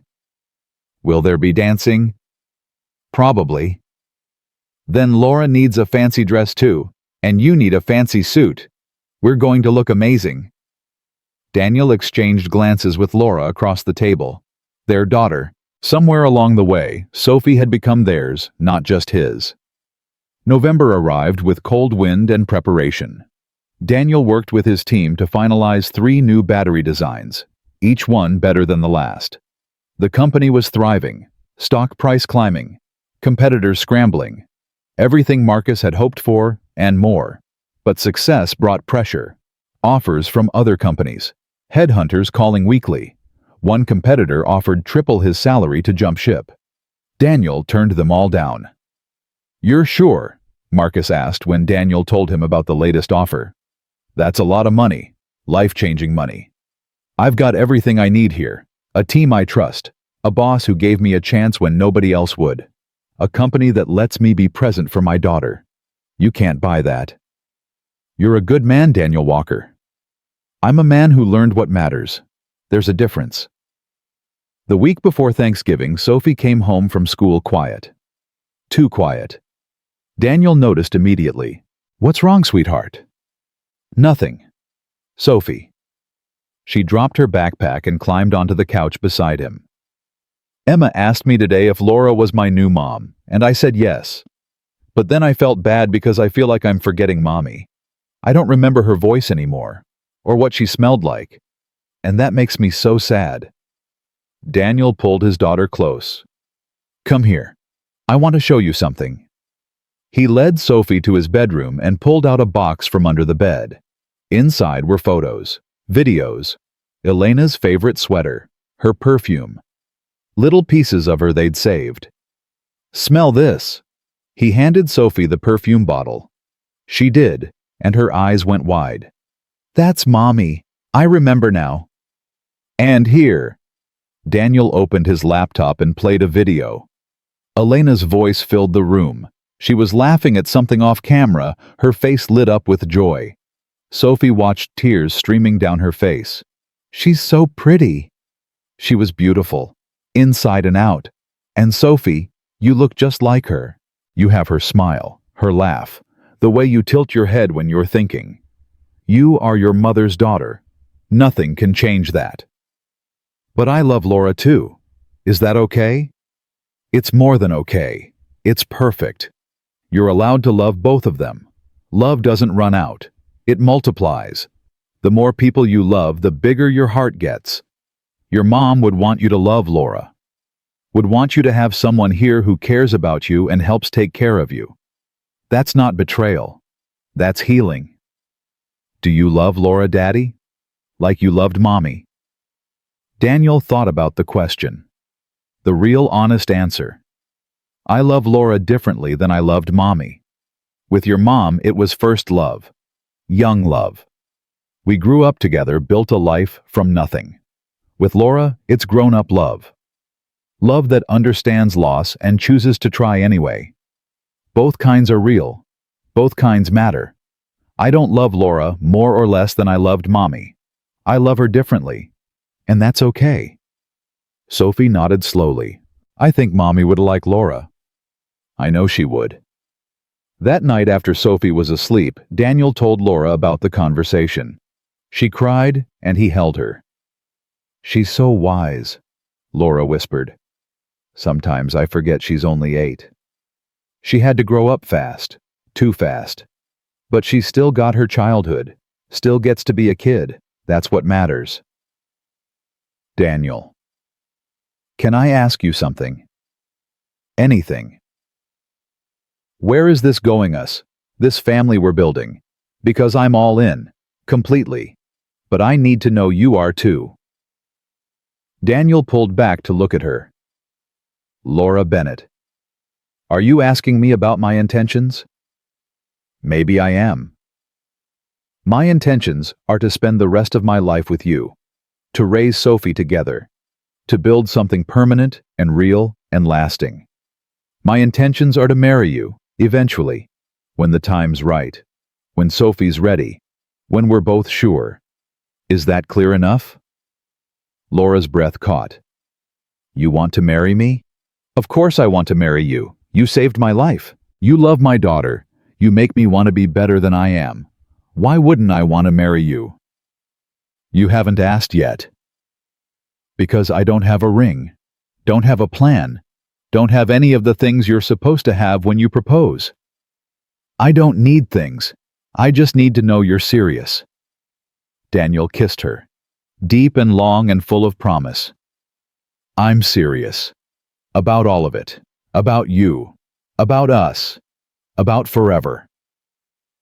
Thanksgiving came with Laura's parents visiting from Ohio. They'd met Sophie via video calls, but never in person. Daniel was terrified. What if they hate me? He asked the morning they arrived. They won't hate you. They're going to love you.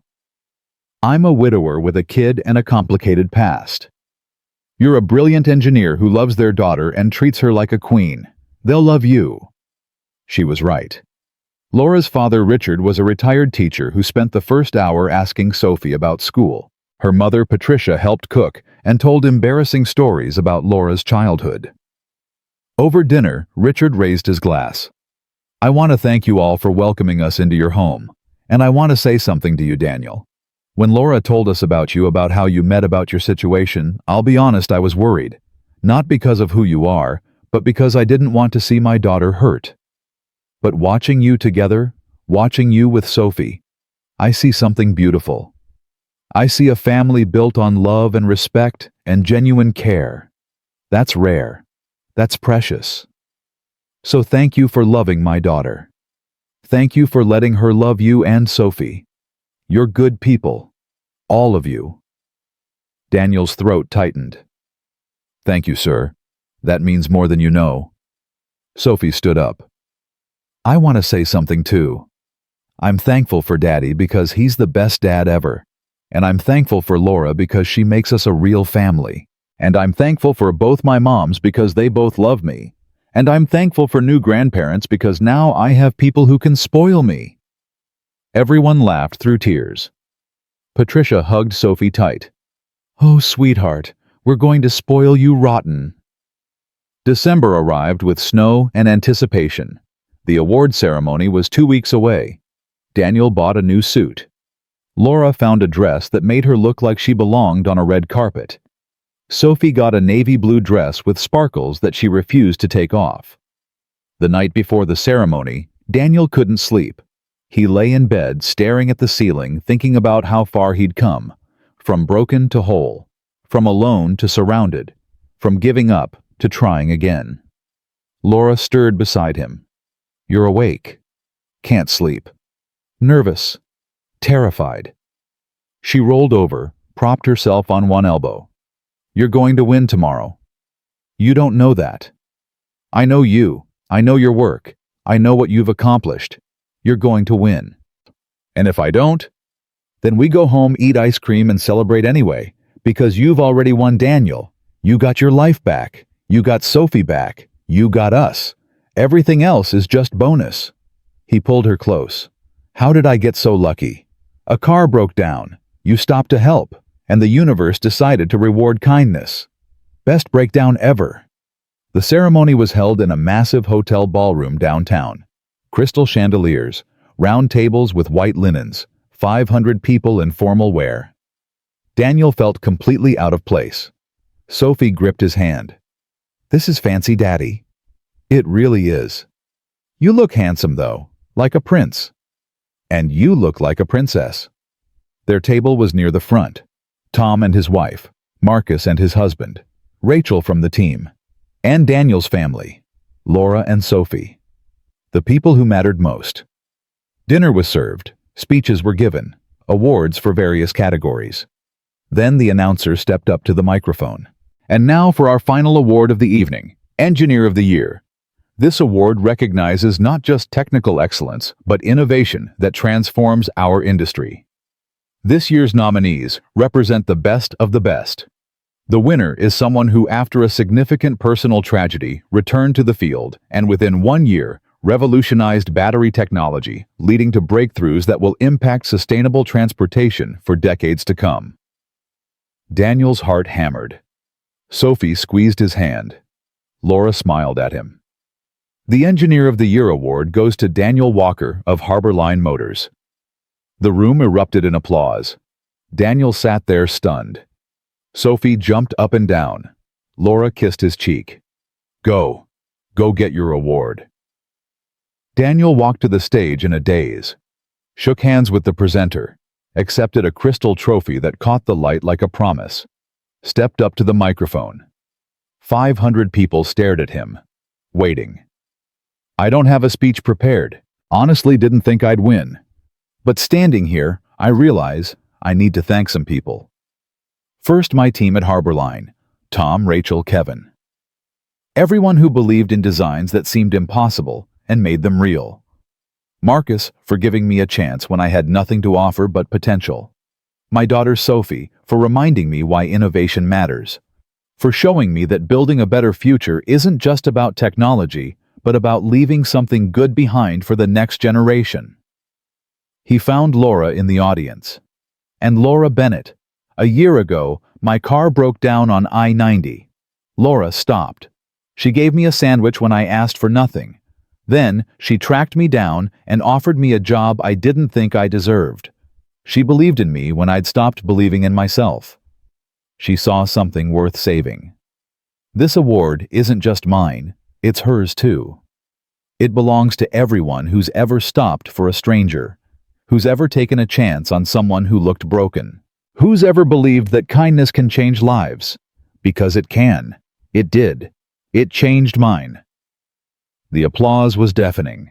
Daniel walked off stage and straight to Laura, pulled her up, kissed her right there in front of everyone. "I love you," he said against her lips. "Thank you for everything." "I love you too. I'm so proud of you." Sophie hugged both of them.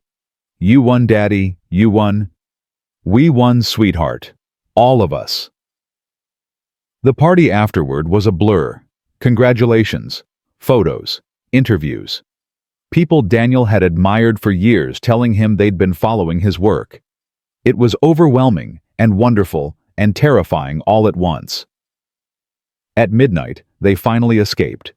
Laura drove, while Sophie slept in the back trophy held carefully in her lap, even in sleep. Daniel watched the city lights blur past and felt at peace. "You know what I want to do tomorrow?" he asked. "Sleep until noon. Make sandwiches, turkey and avocado, for Sophie's lunch." Laura laughed. "Full circle, huh?"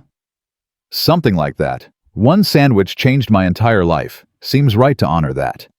"You're a sentimental engineer, Daniel Walker." "I'm a grateful man who got a second chance at everything." The next morning, Sunday, they did exactly that. Made sandwiches together in the kitchen. Sophie helped spreading avocado very seriously. They packed 3 lunches, one for Sophie's field trip Monday, one for Daniel, one for Laura. "Why are we making so many?" Sophie asked. "Because sandwiches are important," Daniel said. "They're not just food, they're symbols. They represent kindness and generosity, and the idea that sometimes the smallest gestures have the biggest impact." "That's deep, Daddy." "I learned it from someone smart." They ate breakfast together.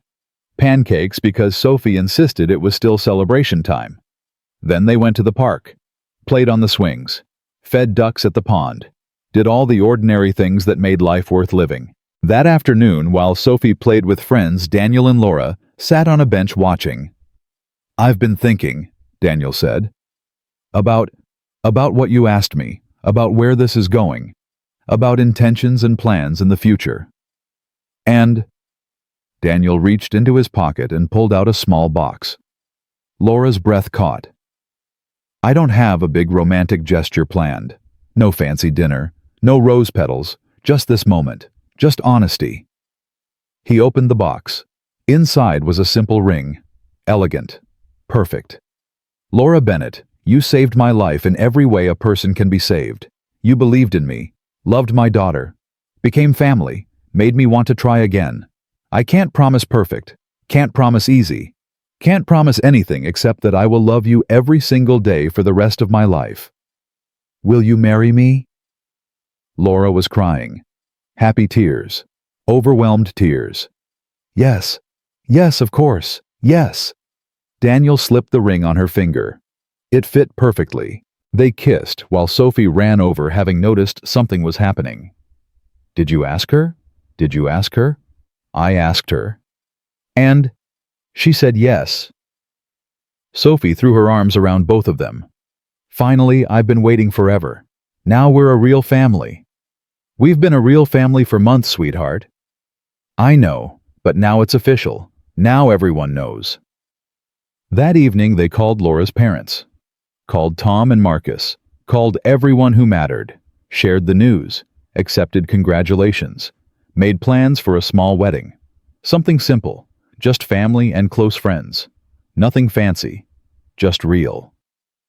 Later, after Sophie was asleep, Daniel and Laura sat on the couch. Her head on his shoulder. Her hand in his. The ring catching light from the lamp. "Can I tell you something?" Laura asked. "Anything." "That morning on the highway, when I first saw you. I knew.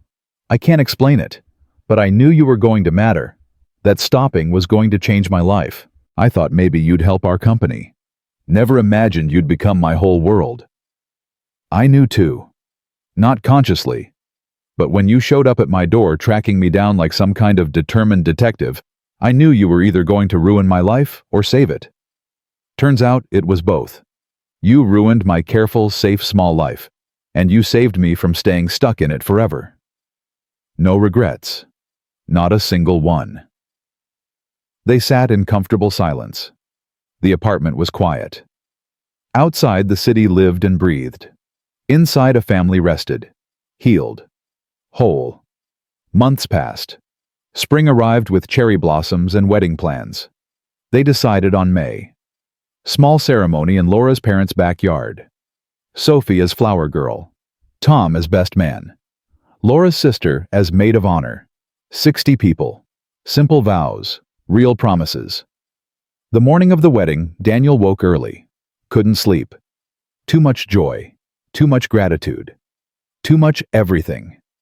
He went to Sophie's room. She was awake too, staring at the ceiling. Big day, huh? He sat on her bed. The biggest. You're getting married. We're getting married. All three of us. We're becoming an official family. Were we not official before? We were official in our hearts. Today, we're official in the eyes of the world. Sophie sat up. Daddy, can I tell you something? Always. I'm happy. Really, really happy. But sometimes I feel guilty for being happy. Like I'm forgetting Mommy. Like being happy means she doesn't matter anymore. Daniel pulled his daughter close. Sophie, your Mommy gave me you. The greatest gift I've ever received. And I think she'd want us to be happy. I think she'd want us to find joy and love and family even after losing her. Being happy doesn't erase her. It honors her. It says that the love she gave us was strong enough to help us heal. Strong enough to help us try again. That's not forgetting. That's remembering in the best way possible. You think she'd like Laura? I know she would. They're both strong, kind, smart women who saw something in me worth believing in. They're both people who make the world better just by being in it. Yeah, your mom would absolutely love Laura. Sophie nodded. Okay, then I'm all in. No more guilt. Just happy. That's my girl. The ceremony was perfect in its imperfection. Laura's nephew dropped the rings. Sophie threw flower petals with so much enthusiasm half of them hit guests. Daniel's voice cracked during his vows. Laura cried so hard she could barely speak during hers. But when the officiant said, "You may kiss the bride," and Daniel kissed Laura while Sophie cheered and everyone applauded, everything was exactly right. At the reception, Sophie gave a speech. Hi everyone. I'm Sophie, and I'm 8 years old, and today my dad married Laura, and I got a new mom. And I just want to say that love is really cool because it doesn't run out. You can love people who aren't here anymore, and people who are here right now, and it all fits in your heart. My first mom was amazing, and I miss her every day. But my second mom is also amazing, and I'm so lucky I get to have her. So everyone should eat cake and dance and be happy, because that's what today is about.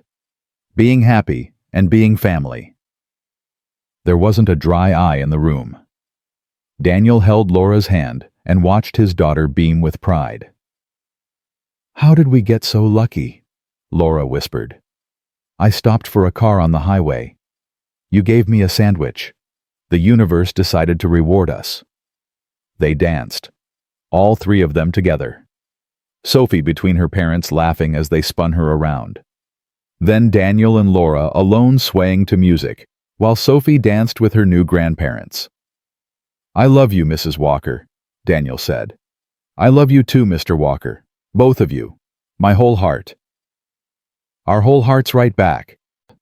1 year later, almost to the day, Daniel had first stopped for Laura's car. They stood in the Harbor Line parking lot, watching the 100th production vehicle roll off the line.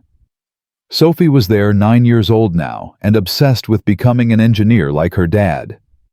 Daddy, when I grow up, can I design cars?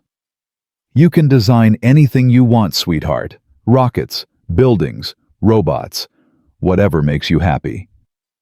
I think I want to design something that helps people, like you did.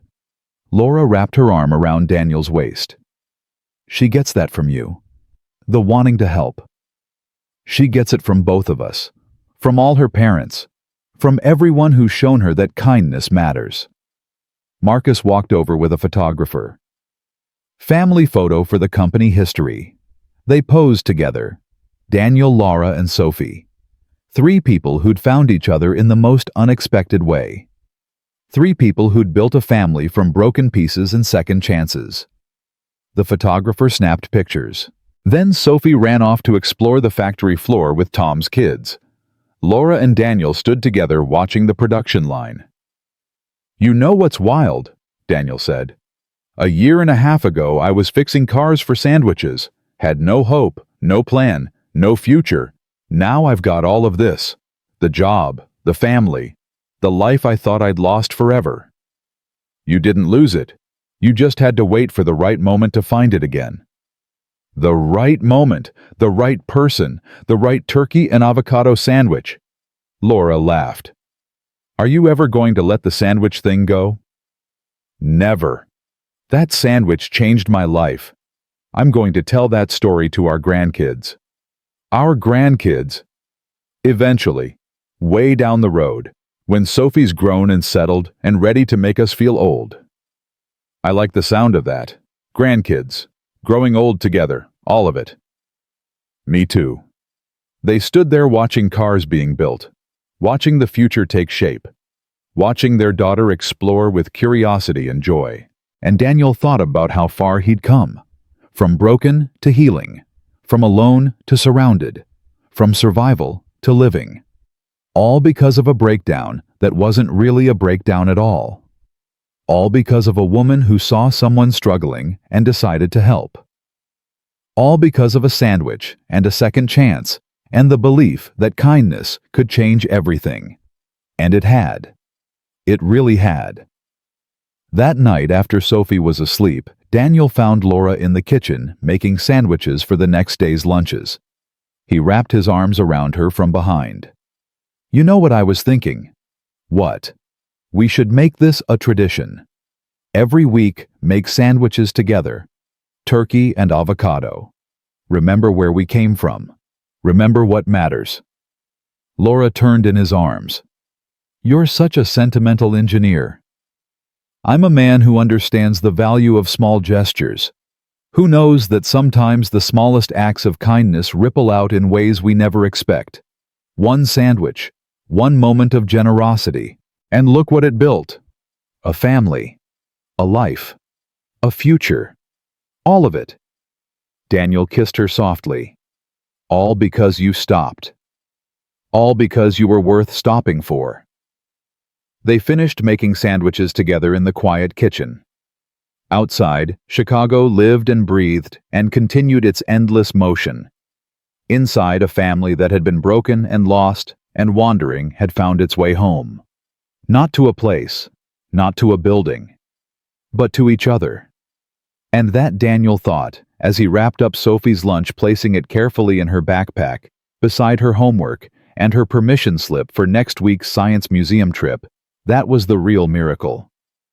Not the award, not the success, not the money, or the recognition, or any of it. The miracle was love, was family, was second chances freely given and gratefully received. The miracle was knowing that broken things could be fixed, that lost people could be found, that endings could become beginnings if you were brave enough to try. Daniel turned off the kitchen light and followed Laura to bed. Tomorrow would bring new challenges, new problems to solve, new moments to cherish. But tonight, he was simply grateful. For the car that broke down, for the woman who stopped, for the sandwich that changed everything, for the life they'd built together, one small kindness at a time, proving that sometimes the most extraordinary things begin with the most ordinary gestures. And sometimes, just sometimes, miracles taste like turkey and avocado on whole wheat bread shared between strangers who were always meant to become family.